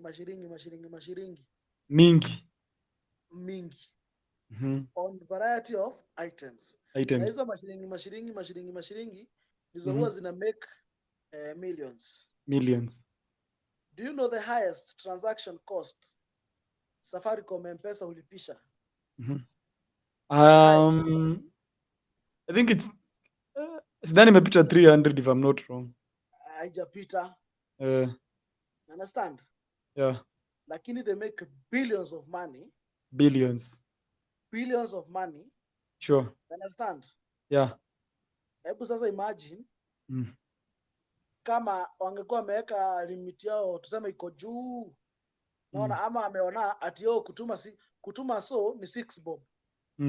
Kutuma hii do ni 12 bob. Kutuma hii do ni hii do, naona? Yeah. Wangekuwa naangalia hivyo hata hangewaifanya biashara. Ukiunganisha hizo tu pesa hapa kule. They make billions, you understand? Yeah. I think we have some more questions from watu wako wanauliza. Stano, nani alivuka UG ama Morioki alimweka ndani? Nimekwambia the story, to be sincere, I've not been following it. Tadanganyana hapo hivyo, it has been couple of days since ni follow, lakini I'm going to chip on it. I'm going to revisit it. Kuna story mingi sana zenye nafaa ku revisit, my team is working on them zote. Nataka revisit. I think let's ask huyu amesema amelala. Yeah, watu wa Waiguru. I think she's talking about issues to do with where kwenye anafanyanga kazi, maybe ni kwa county government, amesema amelala, but I think that's very very interesting to hear. I think we've had quite a conversation, and maybe we're gonna be having more of these conversations. I think it's been an absolute pleasure, having you on the show today, and I think thank you for your incredible, insights and stories. I mean, it's been an incredible show. Acha tuseme hivyo. I appreciate. Man, and of course, thank you for your time. But there was the way you were too humble on that umkisi wetu hapa. I was looking at you wakati unaelezea who you are, and I'm looking at you, naona there's a way like kitu ija kuingia. Kuna mtu, you're like, who are you? They're like, wewe unijui bana. What do you mean? I get you are very easy on like trying to explain who you are, which was very humbling, I think, which most people, I think it's very hard bana mtu kusema. As in, this is what I do. This is social. You must know how to socialize with people. You must know how to relate with people, because there is a saying that my father told me when I was young. Watu ndio pesa. People are the money. Watu kuwa na pesa. Your network, your net worth. Your net worth. Wow. I think imekuwa an interesting conversation imekuwa nayo sana. By the way, I'm looking forward to being on one of those sets, by the way. I'll hit you up maybe tomorrow. We'll talk. We'll tuongea. Just the only thing that I request you to have handkerchief is a handkerchief. And a bucket. And a bucket to carry your tears. Yeah. Mimi, by the way, I'm looking forward to hizo nini, to such a show, because mimi, by the way, I think nimelearn about things and maybe singedhani it goes through on your shows, as in yani mnakuanga na even those moments like ni mental breakdown for you because of the stories you guys do. So I think it's so interesting to learn more about, and maybe it's good if probably tukue na ile moment fulani you're part of the show, si ndio? Yeah. Wow, interesting there.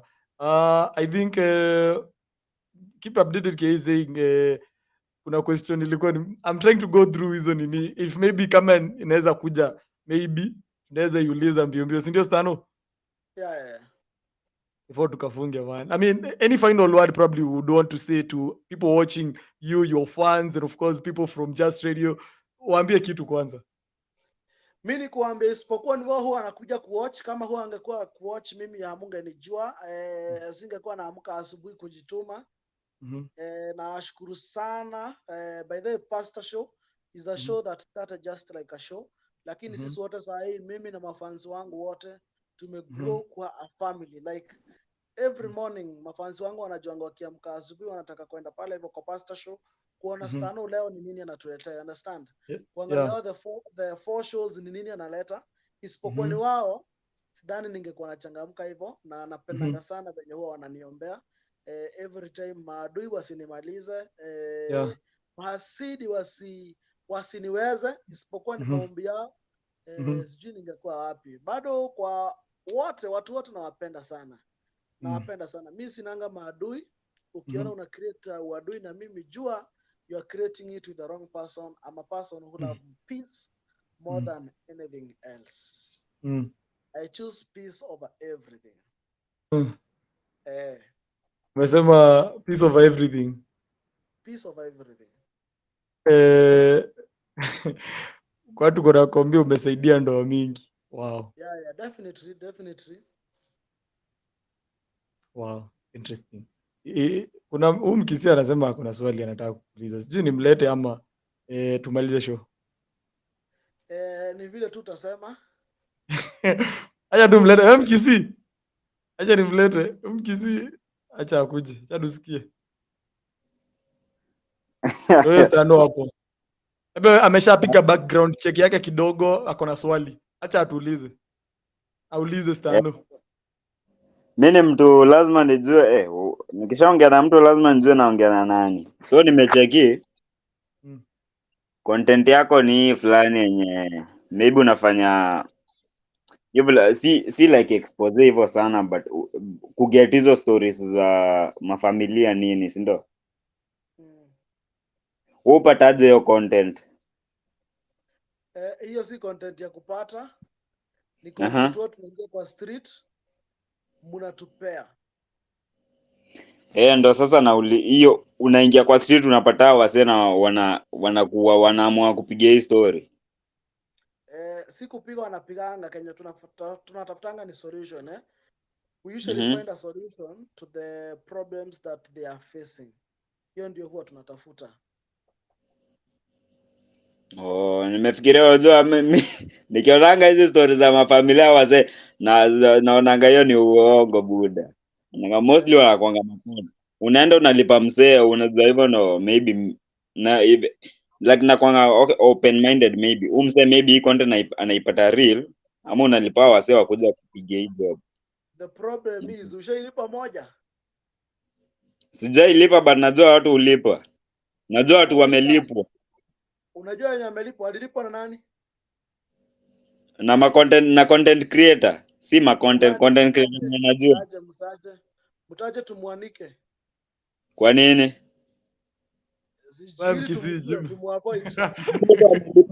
Kopa. Act. The plural amelipa mse wa Kopa. Act. Kopa. Kopa ni nini? Utasearch Kopa hapo alafu ni place fulani. Yeah. So ama ni kujitetea, alikuwa anajitetea ati ilikuwa kuact. Sijui hivyo okay, huo dem alituambia lilipwa. You know, let me ask you a question Saa hii dem yako akuona kwa show. Utamwambia ilikuwa real? Si dem najua ama nini, ni dem nishaimwona nilikuwa na watch hizo video za The Pluto. Nikapata na ulikuwa hapa hivi. It's logic na si tunasema ati either huwa ana script au ama script, lakini the fact remains like this hata mimi saa hii nijipate kwa story kama hiyo, sitaogopa ukuja kuambia watu nililipo hapa to act, kwa sababu nataka kujitoa kwa hiyo ngori, you understand? So hiyo nikatrend kwa watu wengi sana kujitetea, lakini ukweli wa mambo ni ati ukweli huwa inajulikana. But okay, wewe vile hii job na cheki uko na subscription big, so means uko na experience kwa job. Ndio hiyo nakwambia. It's because me myself by the way, since I started, no one have ever come out akasema to script for my life ever history, you understand? But najua one of my friend, actually comrades Favor, there is a person mwenye walishoot na then the lady later akaenda kusema they acted, you understand? Lakini kumbe kuchunguza tukapata kumbe anasema hivi because alikuwa anataka kujitoa kwa ngori ili watu wasione kama ni real. The person mwenye alikuwa anamuuliza hivyo actually was her boyfriend. Anamuuliza na mbona hapa hivi nakuona hapa, na no, hii ilikuwa kuact, haikuwa real, you understand? Napata hiyo logic yako, but wewe okay, content unafanya pia najua umepatana na content creator wanafanya content kaa yako. Unajua ma content creator wanalipa? To be sincere, mimi mwenyewe hulipa. I do pay. Is there any problem paying a person aikuja kwa set? Kulipa upate story ya uongo, hapo ndo niko na shida. Kulipa msee akuje on set akupe story real, no, hakuna problem hapo. But ukilipa msee akuje act. Sasa hapo ndo issue na kwamba unadanganya wasee.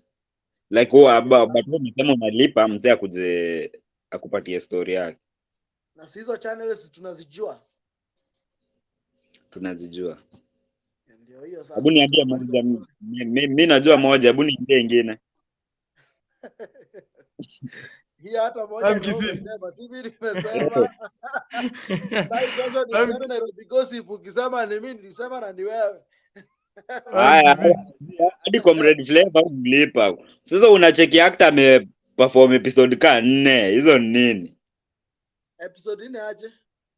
Dem ametokea, ebu kama una follow Comrade Flavor Fiti, kuna dem fulani mjana anakuwa na accent ya Kijaluo. Amekuja hapo na maboi 4. Hiyo si acting. Maboi 4 wagani? Hiyo show uko sure ni wewe tu umeiona? Uko sure watu haja notice? Si watu wame notice. So ni uongo. So that's what I'm saying, like ndo maana nilikuwa nataka nijue wewe. Niambie show inajiita aje, ni search hapa. Niambie show mbili Gani? zenye amepiga. Huyo dem Wewe Mjaluo? huyo mmoja. Labda niangalie. Ni search hapa real time. Nataka hata Acha wewe JJ ni search. You vile know the tunaona. problem is, you know the problem ni moja, na si ati natetea mtu. Kumbuka uniulizi kuhusu show zangu, unaniuliza kuhusu watu wengine, si ndio? Na sitetei mtu hapa, lakini the problem is na sisi wa Kenya sometimes tunarudianga uongo sana hadi nakaa ukweli. Tunarudia uongo, unajua uongo ikirudiwa sana ukaa ukweli. Ukweli hapo hiyo ni ukweli nasema. Hebu acha nikusache hii kitu. Those shows za uongo ziko, za ukweli ziko. Nzuri ni ati huwa tunazitofautisha zote. Watu wajinga walisha Kenya. Azi wajinga bado wako. Hawa tu woshwa hii mtaa ni nani? Bado ni wajinga tu. Wajinga wako. Hebu nitolee hizo show. Acha nipate. Nataka tu kuona Maliudi. Cheki nani anaitwa aje? JJ.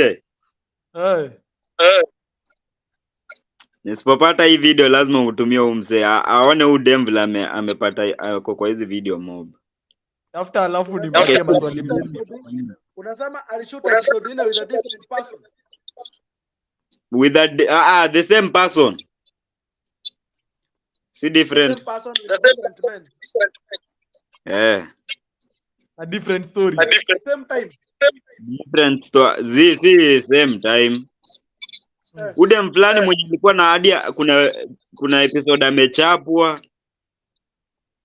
Wallahi fuck. Ni gani? Dem fulani Mjaluo. I think hata anaweza pata short clip yake. Tutafutie ni ndio tutumie link 3. Leo tunataka tuone ili tujue zote. Watu si tujue zote, tujue watu wanafanya. But mimi nilikuwa nataka nijue wewe. So wewe umejibu yako. Ile siku nitapata siku yenye JJ ataleta Comrade Flavor hapa, yeye pia tutamwambia. Leo nakwambia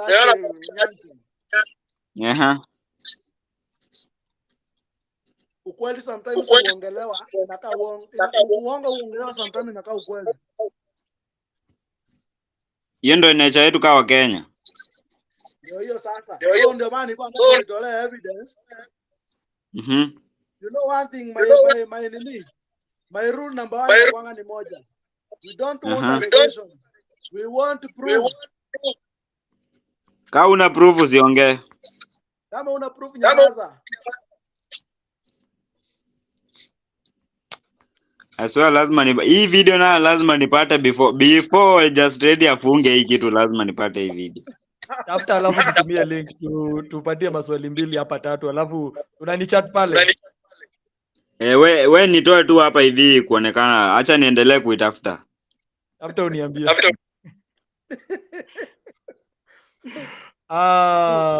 Huyo anaitwa Mkisi kutoka ako Coast. Mambo imemchemkia huko Coast. Unajua hata nikwambia JJ. Yeah. The problem with the people.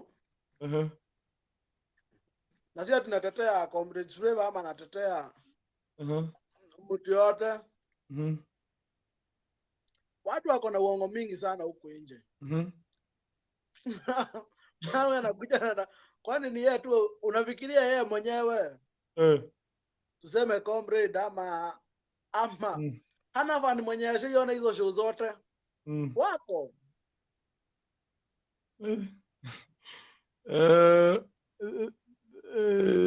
Thanks for giving us the best anti-delete code one. There's one thing. Kuna ingine hapa nimeona ya there's this one. Let me show you. You can see it. Nimeishare I think, yeah. So the Juice 254 anasema the Pluto alikuwa celeb from cop of university hadi mimi alilipa beshti yangu. Ati the Pluto alikuwa celeb from cooperative university. Akasema hadi alilipa. I mean, maybe I don't know. That is one. A couple of them tunaona hapo. Yeah. So msiniulize maswali za watu wengine. Because I think maybe hawezi ongea on their behalf, they also have to be there ndo wajitetee wao wenyewe unless you have evidence. I myself have never met the Pluto. Sijui kama hata mimi hatujaipatana pahali. So maswali zake best ni ulizo wewe mwenyewe.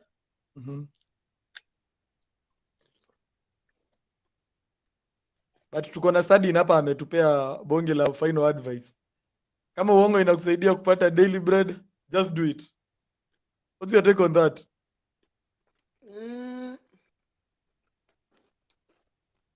Do it, lakini unajua wajinga waliisha Kenya. Tutakujua tu. Tutakujua tu. Ukweli uongo huwa idust. Uongo. Wewe yendi sana. Let's find someone else. Swali lingine nilikuwa nimeona hapa.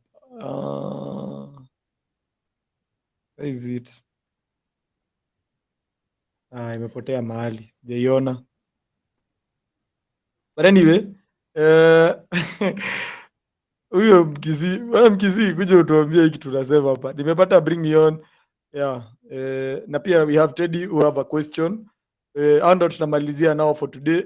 We'll have also another conversation later. I think as days go by. Sindio Stano? Definitely. Yeah, so kidogo I think I have a link nimetumiwa hapa na Leroy. Let's get hold of it. Tuone ifungue. Maybe iko na issue with copyright, I don't know.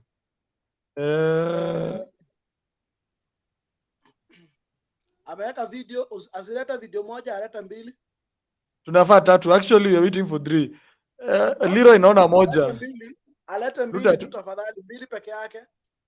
Mbili peke yake. Mbili. Juu najua tuko na mbili tutakuwa na evidence. At least 2. At least 2. Leroy tafuta ingine moja. Kuja nishafungua moja, tulete ingine moja. Tufunge hii kitu. Tafuta ingine moja. But before ulete moja hata tuchukue Teddy tusikie anasema nini, si ndio? Teddy, you're back. You must Hey guys, so JJ Mazee, you'll bear with me. Najua today but opportunity you use is once Mazee. So I have this one question. So ni about posting your content.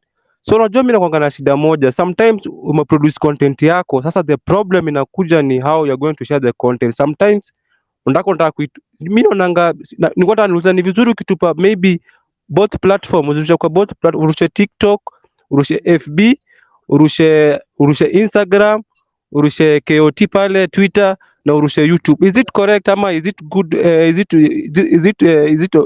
okay? Urushe tu kwa one platform, kani YouTube iko ni YouTube. Ni okay. Lakini unafaa kuangalia your main target ni nini. Kama tuseme your main target ni YouTube. Pale hivyo unaweza tupia clips. Kama tuseme TikTok, ka clip kadogo tu, just ka snipnet. You understand?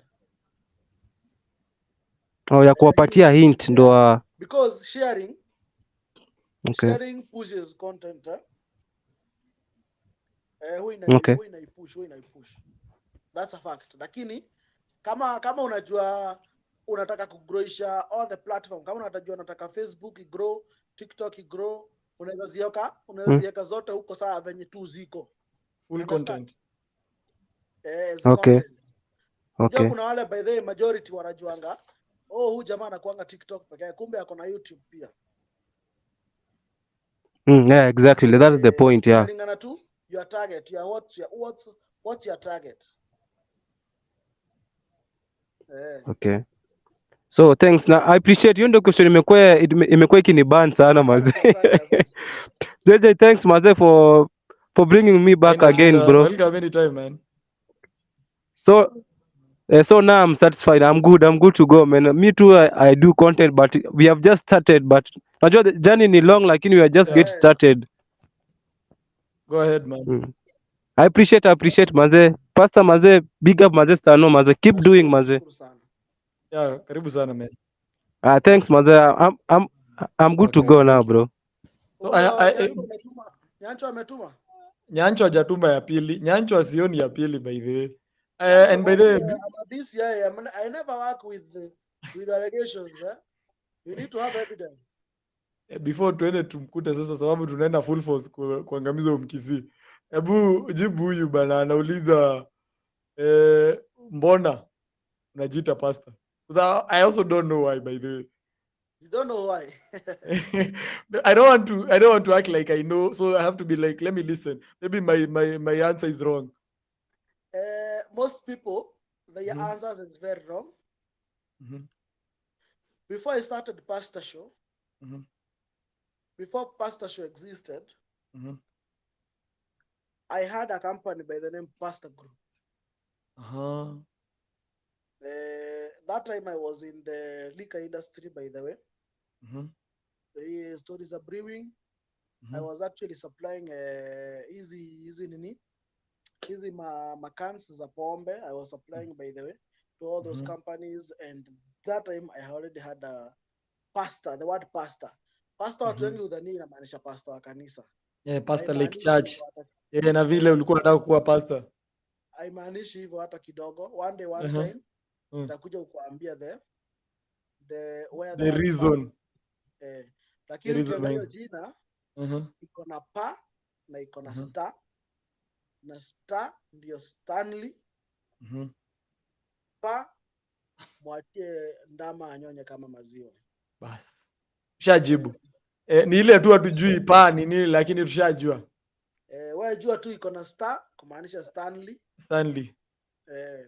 Interesting. Hapa kuna mtu anataka kazi. We might also maybe find some people jobs. Nani huyo? Huyo hapo anaitwa Ann Atieno. Naomba mnitafutie kazi ya maid. For now I'm just living alone in my house. I'm not married. I don't live with my girlfriend. I don't live with no one. I'm just alone. Maybe kama ataitikia awe bibi akuje ni moe. So jibu huyu basi. Are you single? Yeah, I think hata nimejibu. I'm single. For now I'm single. I've gone through heartbreak, and that when the right time ya kudate itafika, I will just update you guys. Unajua majority of the people, they knew my relationship with Beverly. And at some point tukaenda break kidogo, lakini people think that when you separate with someone you become enemies. No. I think that one is for people ambao hawajasoma, for people ambao roho zao ni mbaya. If the two of you being together cannot work, does not necessarily mean that you should be enemies hata kidogo. Interesting. So Mkisii kidogo naona ni kama hajatupatia link ya pili. So sijui tulikuwa tunangoja. Tumekungoja. Bro, nakwambia ni kukazi hapa kutafuta video ya pili. Si ati. Ukisikia story na nani? Ate? Mkisii zima mic moja. Kuna naona kuna mtu anajiita the juice 2x4. Hebu kidogo Mkisii. Ati? Naona kuna mtu anajiita the juice 2x4. Anauliza are you straight?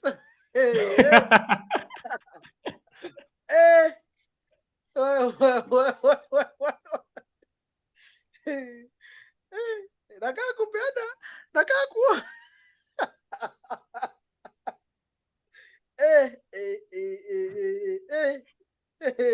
Shuai.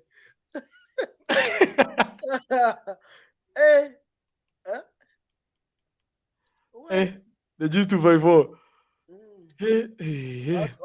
Lakini I'm straight. mjibu by the way, it's a question, a genuine question there. Mimi sipendi wanaume.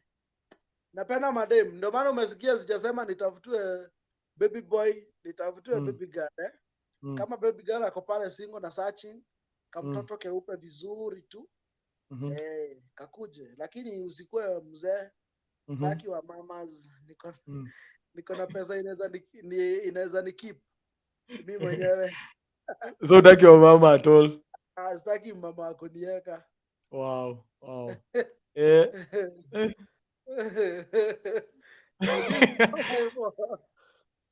So we have another, huyu anasema vijana wote wako single. So I don't know why. I don't know how true this statement is. By the mimi yangu by the way si kujisemesha.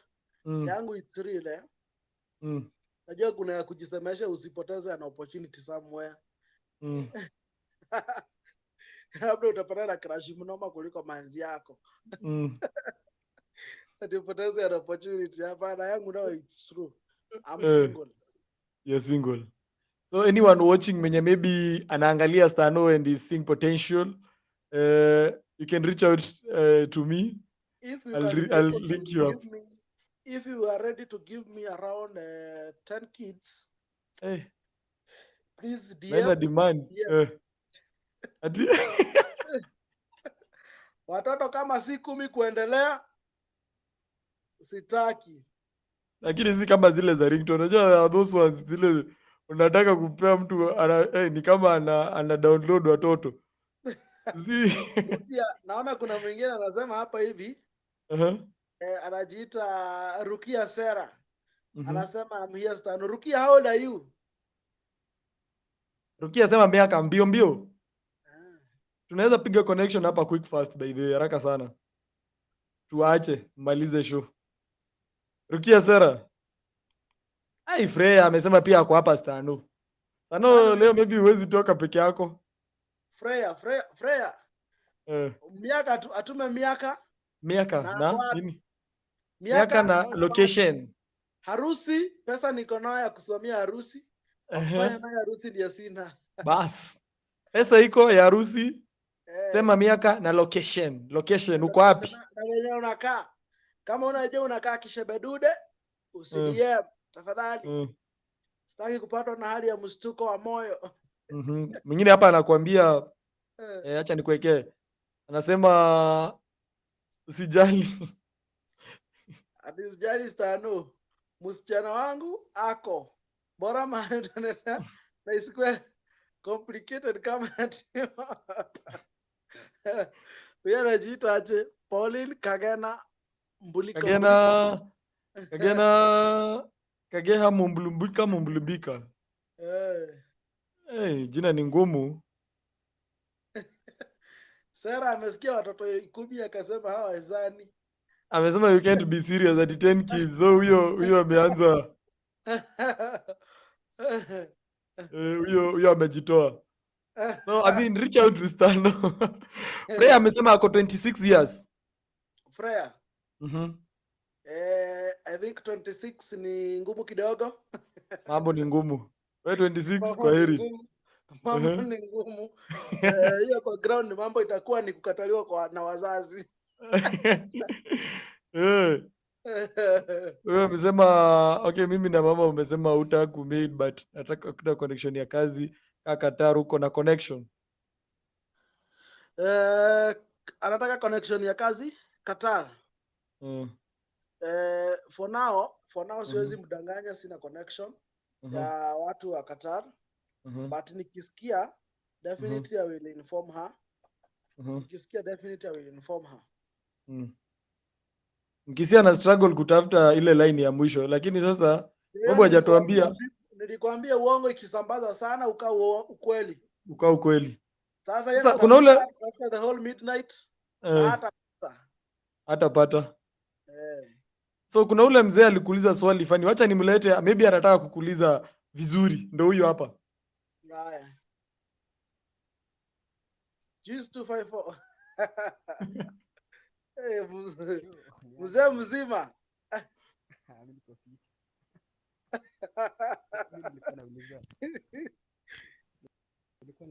Ni mic yake mbaya ama ni nini?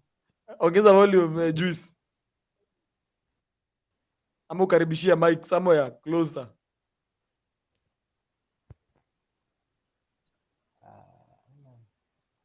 Ongea, tutakusikia tu.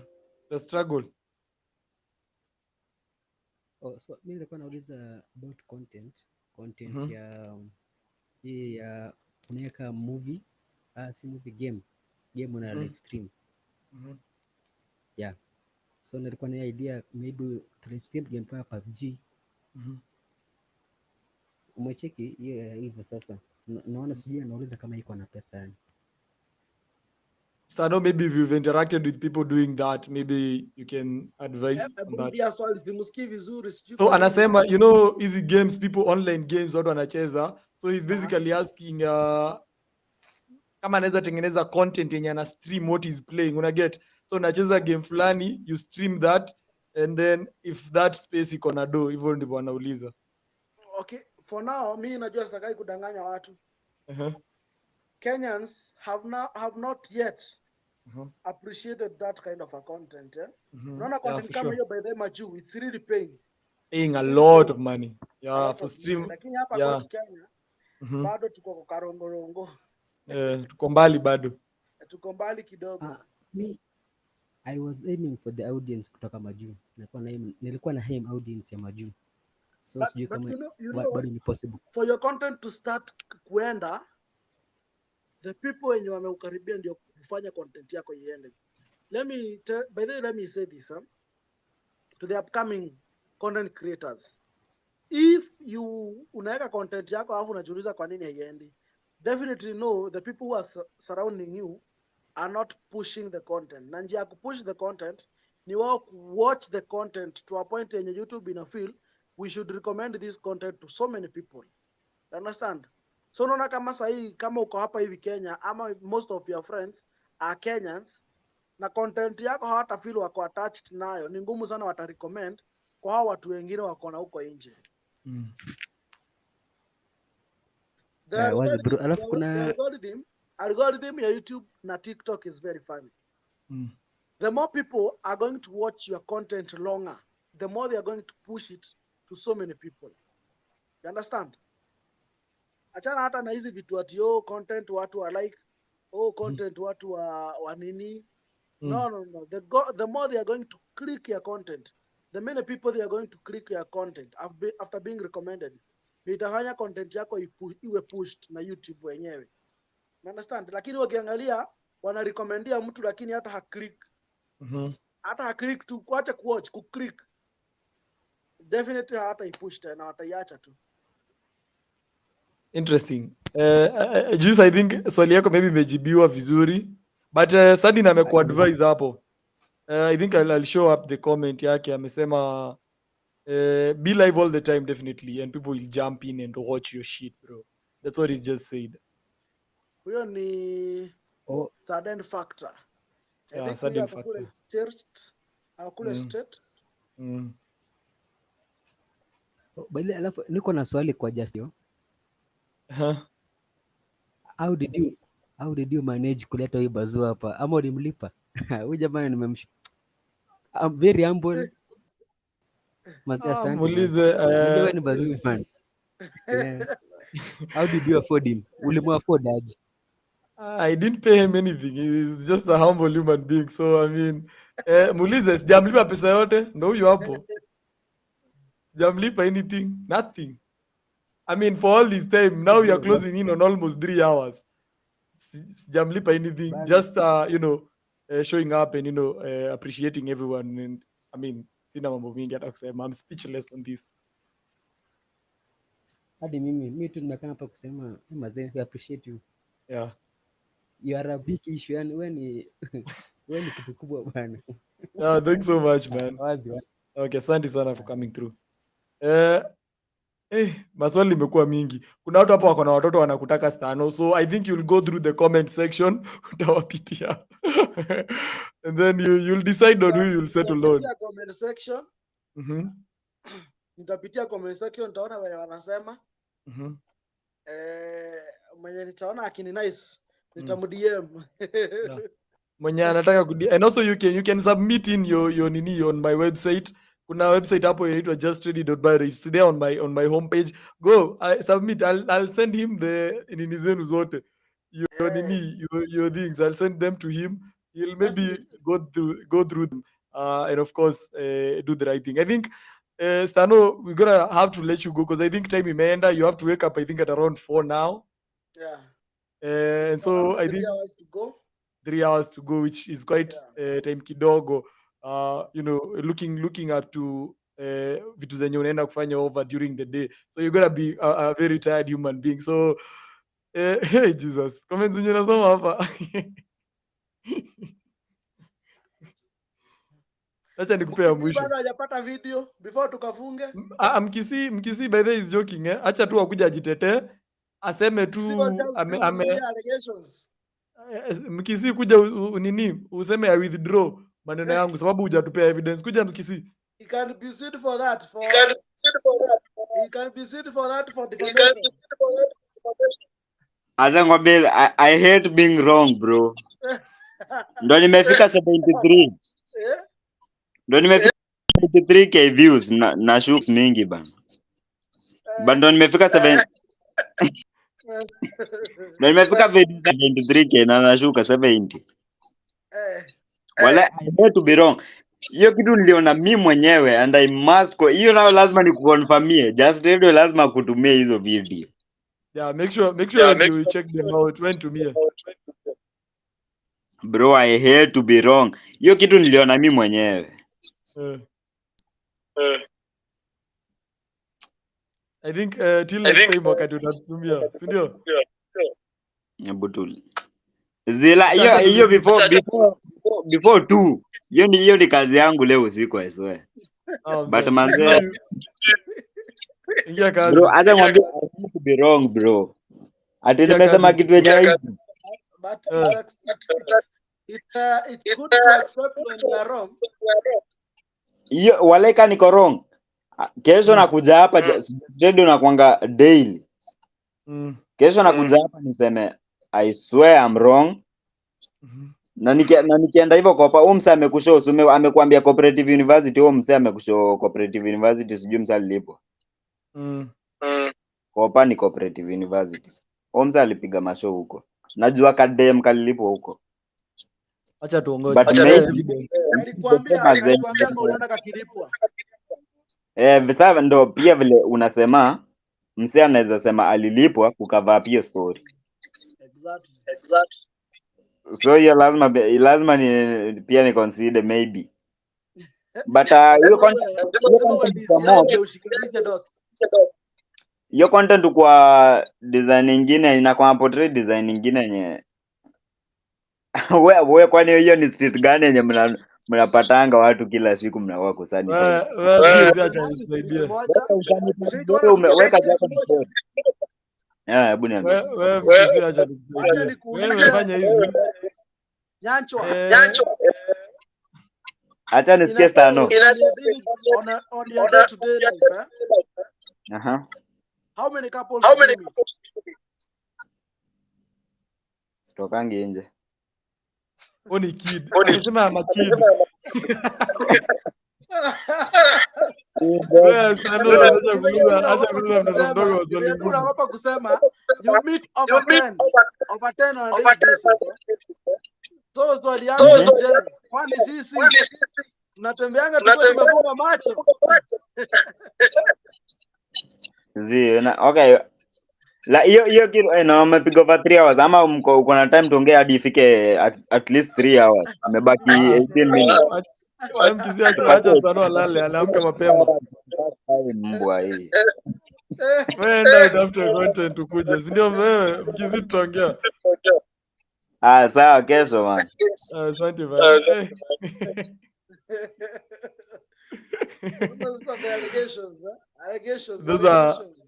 Those are allegations, man. I mean, si tunatetea comrades favor lakini yeah.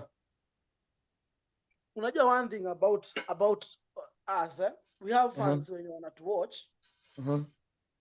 And the watchers. So every show tunaleta wanajuanga huyu alikuja jana, huyu alikuja juzi. Understand?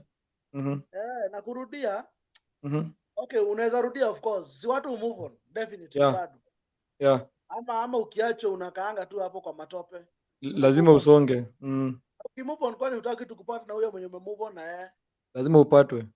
Alafu then utaanza kukuja kusema ni scripted. Those are the logics, watu wa kuforce issues. Wanajaribu kuforce lakini hawaangaliangi the logic. Wao wenyewe unaweza muuliza how many x do you have? Akwambie niko na x 4. Unamuuliza so nikikupata na wa kwanza then after 3 months nikupata na mwingine. Is it wrong? You understand? Yeah. Though to my side it has never happened. I've never actually repeated a video with mtu tumekuwa na yao na previous nini. Hata inaweza deletiwa anyway. That's the solution. Wewe ukiona pia watu wana notice unangoa. Unaweza toa. So sio unajua one thing, maybe one thing that makes me never delete any of my video with the fact they are not scripted. So like I have nothing to fear at all. Understand? Yeah. But I think kama venye tu Sadi amepata, we'll give him time. He didn't have the video at hand, he's still looking. Leroy, keep looking. Atuja nini? Just need to wrap up the show at this particular point, sindio? Nikuone na. So I mean, a lot of questions there. I think you will go through the comments. Mwingine hapa amesema sijui kama did I show you this one? Acha nikuonyeshe. Nakuwekea hiyo. This is the last one. I'm here. One kid. Huyo amesema ana. What is this one? Anyway. Huyo. Naitwa Blessed.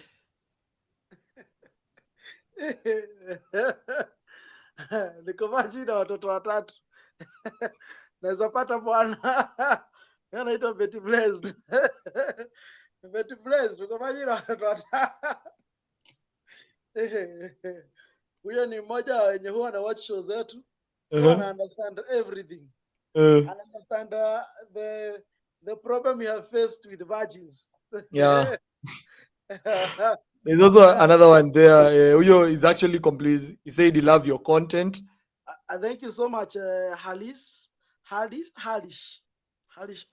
Isaac. Yeah. Nashukuru sana for every time watching my content. You give me a reason as why I should wake up na niende nikutafutia kitu ujibambe na usome pia. So I think we wrap up the show at that particular point. Sindio Stano? Yeah, I appreciate you hosting me here. Yeah. Sana kukuja kwa show. Na naambia watu wote wenye wana watch live sai, subscribe to Just Radio. Is a guy who is doing a good work. Na I've enjoyed my time here. Good interaction. Like everyone was so active. To a point hata mimi I was feeling like I was just having my people around me. You understand? Ile yenye? Yeah. I'm having how tunapiga story na wao. Hata sijagundua ni kumbe ni saa 7 inaelekea imebakisha dakika 4. Bakisha 4 minutes. I'm just saying like nimekuwa hapa only for 10 minutes. Bana, time ijafeel kama inaenda. Yeah. But I think before that, before tufunge, kuna mtu hapa ni kama ana work round the clock saa hizi. Anatia bidii. He has a point to prove. Acha akuje. Jitetee mzee. Bro, nimekwambia mimi si chizi. Mimi si chizi fresh. Mtumie hizo video. So let me share the screen hapa kidogo. Kidogo sio hiyo.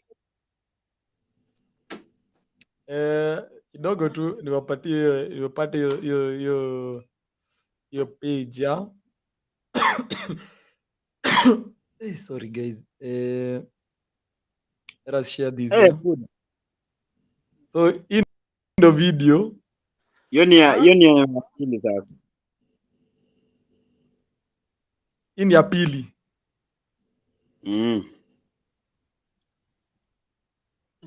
I don't know if it's visible ama acha nicheze. Mali sura yao demi inaonekana.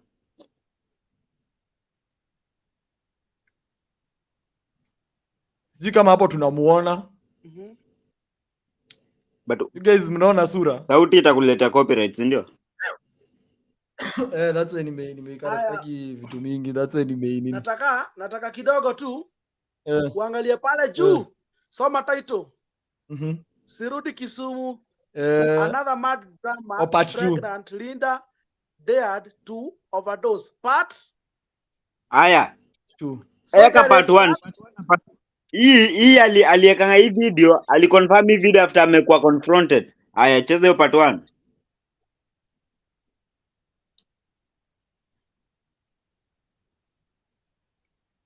Huyo actor. Ndio yeye nakuuliza aje. Sikiza kwanza, na si ati natetea mtu. Of course yeye anaweza kuwa hapa hivi kujitetea, lakini this is a matter of logic, eh? If that video is part 2, definitely there is part 1, right? Yeah, for sure. Yeah, just stop forcing issues, bro, man. Watu walipa huku nje. Stano ya. Wamelipwa wapi hapo? Where's the evidence, bro? Watu si wajinga bwana.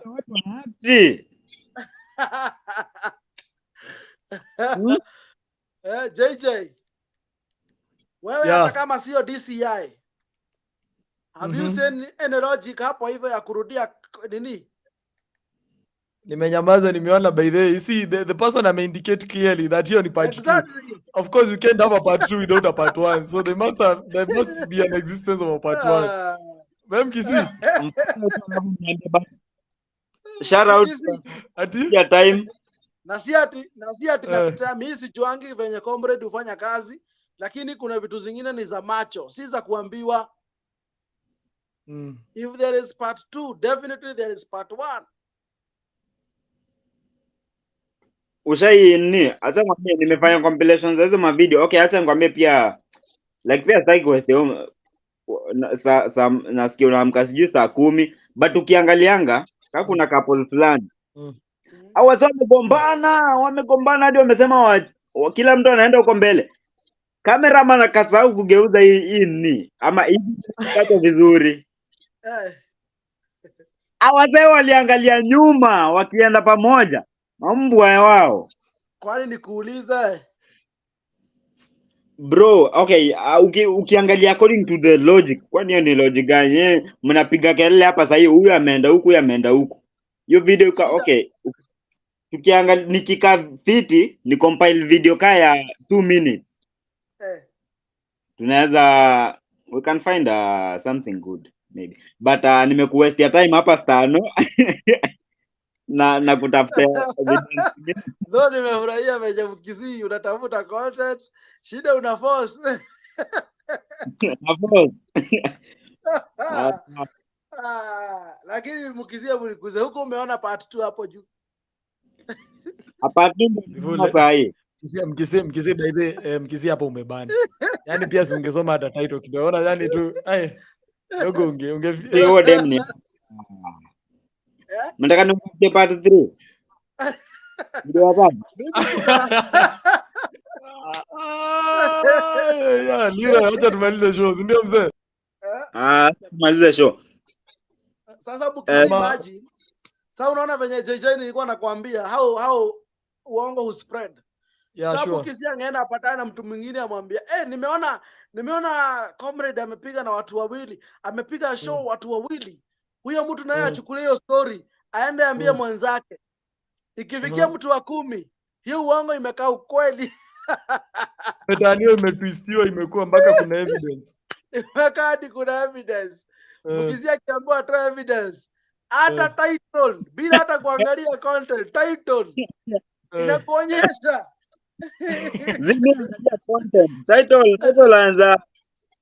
Title haina nini? Okay, but check Stano alafu nikuulize. Nina come back. Stano. Ulize. Stano nilikuuliza kama unajua kucheza chess, ukaniambia mimi ni mlevi. Pole. I apologize. Si ati anaelewa mbona ulikuwa unasema hivyo, ulikuwa uliza maswali mob. Nilikuwa nakuuliza juu. Nimeona uko na audience big, umeleta hata umse audience big, so maybe hata mimi nilikuwa nadai ni kuinvite. Uleta watu hapa watch tukicheza maybe kama unajua, alafu nikuibie man ni. Nikuibia ma subscribers hapo kidogo. Haina shida, haina shida. Wewe anytime just feel free to contact me. Nitafute. Tutapiga kazi. Tutapiga kazi bro. Sawa, just radio manze. Thanks. Man, thanks so much, man, Leroy. Sawa. Big up, man. Oh, wow. I think tukate show. Show utamaliza kesho. Wenye wanalala walale poa. Wenye wanalala before, Bado wenye we have wanalala other jia people on the wengine line wenye before wanataka walale. kuongea. Mulale poa. Everybody wenye analala alale poa. Good night. By the way, we have someone on the line. Sijui tumpe 1 minute. Ni vibaya tumkate. Amekuja hata tumpe tu 1 minute. Prince K49 kuja tu. Ni nini wewe unatukasia maisha? Hatuwezi tukaenjoy. Hapana, hakuna. Okay, sijui Prince K49 kwanza uko aje mzee? Uko fresh wangu. Vipi? Unakaa uko tuko fresh sana. Anakungoja anataka kusikia unamwambia aje. Stano wapi udaku? Udaku. Sahii watu wamelala, masaa ni usiku. Sasa masaa yetu ndio hii. Stano ameondokea. I think Hajaondokea, alale masaa. Masaa ni mbaya. Alafu kwaje bro? Mimi niko fresh sana. Inakaa bado uko active, ni kama hata hujalala bado. Hata ndio naingia hizi ma street. Ma street ni kama uko pande gani? Ku Dubai. Uko Dubai? Stano wako hapa, maybe atakujibu ile swali yenye ulikuwa umeuliza. So Dubai uko aje by the way? Kuko fresh, hatuna neno, kutulia tu. So saa hizi si you guys are like ni kama mko around midnight hapo tuko masaa mawili mbele yenu tu peke yake, si mingi. Na ujalala ama what's the hustle huko saa hizi? Mbona unataka nilale msee? Wenye wanalani hawajajui kutafuta doo. Ni nini wewe? Utaamshwa. Nguvu tuliacha Kenya, huko ni kutumia akili mto wangu. Stano kuja tumalize twende. Stano. Masemi nilikuja kuagota, niliona nikaona aje niwapitie kiazi. Bambika kuwaona. Wanaona wache mwende mkalale, juu kesho pia ni siku. Masaa ni mbaya by the way. Kesho tutasumbuka na usingizi. Acha tu tuende tulale. Endeni mkalale. Tuaje street tuangangane nayo mpaka asubuhi. Sawa mzee. Wazi. Okay, poa fresh. Wow.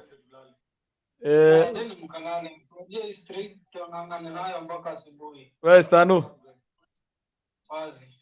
Unanisikia? Nakusikia lakini umepotea, visuals sikuoni. Najaribu kunini nakataa. Ama utanini alafu nakusikia. Nakusikia lakini umepotea, visuals sikuoni. Na kwani nimeenda wapi huku sasa? Kamera hapo chini haisemi umeiuzima. Uiwashe. Usikia? Unanipata sasa? Na kwani nimeenda wapi? Nakusikia. Hebu chini haisemi umeiuzima. Uiwashe. Usikia? Hebu join tena kuzisikia. Unanipata sasa? Na kwani nimeenda wapi? Rejoin tena, kuna venye nasikia kelele fulani, ni kama umeingia na devices mbili.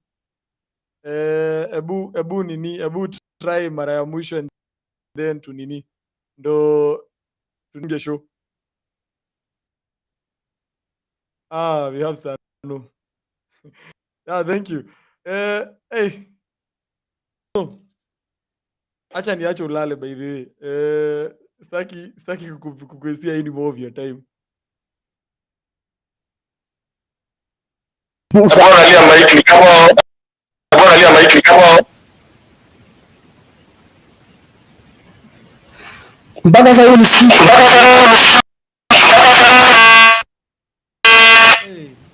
Hey, am I audible now? ikoaje Ikoaje sasa? saizi? Hayuko Hayuko sawa. Niko fiti? Uko fiti. Uko fiti. Niko audible?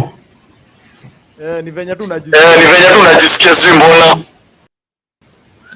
Wacha nisikie from my TV. Uko fiti. Niko audible?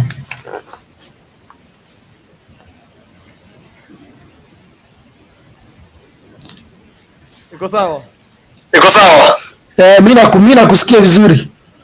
Unanisikia? Acha nakusikia. Sawa. Lakini I think mitambo pia imekataa. Acha tunapo sawa. Mazee, I think thanks so much for your time. Na appreciate mazee time yako. Mazee keep doing what you do. to inspire most of us out there we're doing content.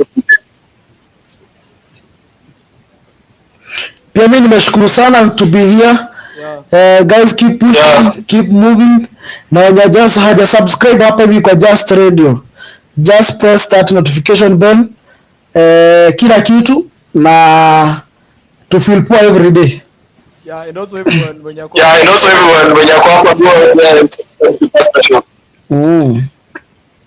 Ni sawa Stano? Nimeshukuru sana. Thanks so much for your time. Talk later. Man. Tuonane kwa hiyo shoot. Okay, sawa. Asante sana. Wow. I don't know what just happened. But of course, thank you so much for joining us today on today's episode of the Nightlife Show. We've delved, of course, into so many cultivating stories and discussed pressing issues and shared, of course, some incredible insight. Remember, the night is just beginning, man. And so it's our journey together, man. Stay curious, stay engaged, and always stay tuned to the Nightlife Show. This is Jay-Z signing off. Until next time, that's pretty much it. Man, guys, I'm leaving.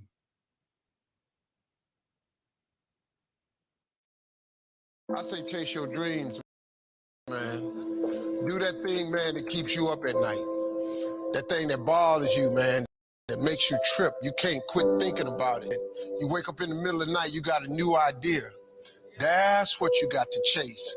Because anything else, it's going to disappoint you.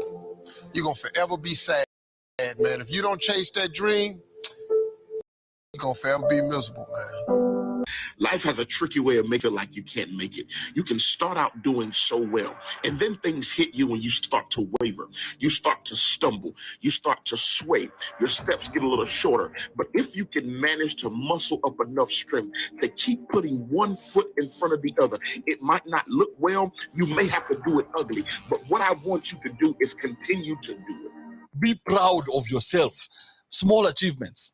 Watu wengine waanze kuangalia vile wewe unajiona. Look at yourself in the mirror like a beast. Motivation is not a real thing. You're never going to be permanently motivated to do things that you don't want to do. So then, Andrew, how do I do it? Like, how do I do it? People who train every day don't want to train every day. They are not motivated to train every day. They are something else. Motivation is the wrong word. They are not motivated. They are disciplined.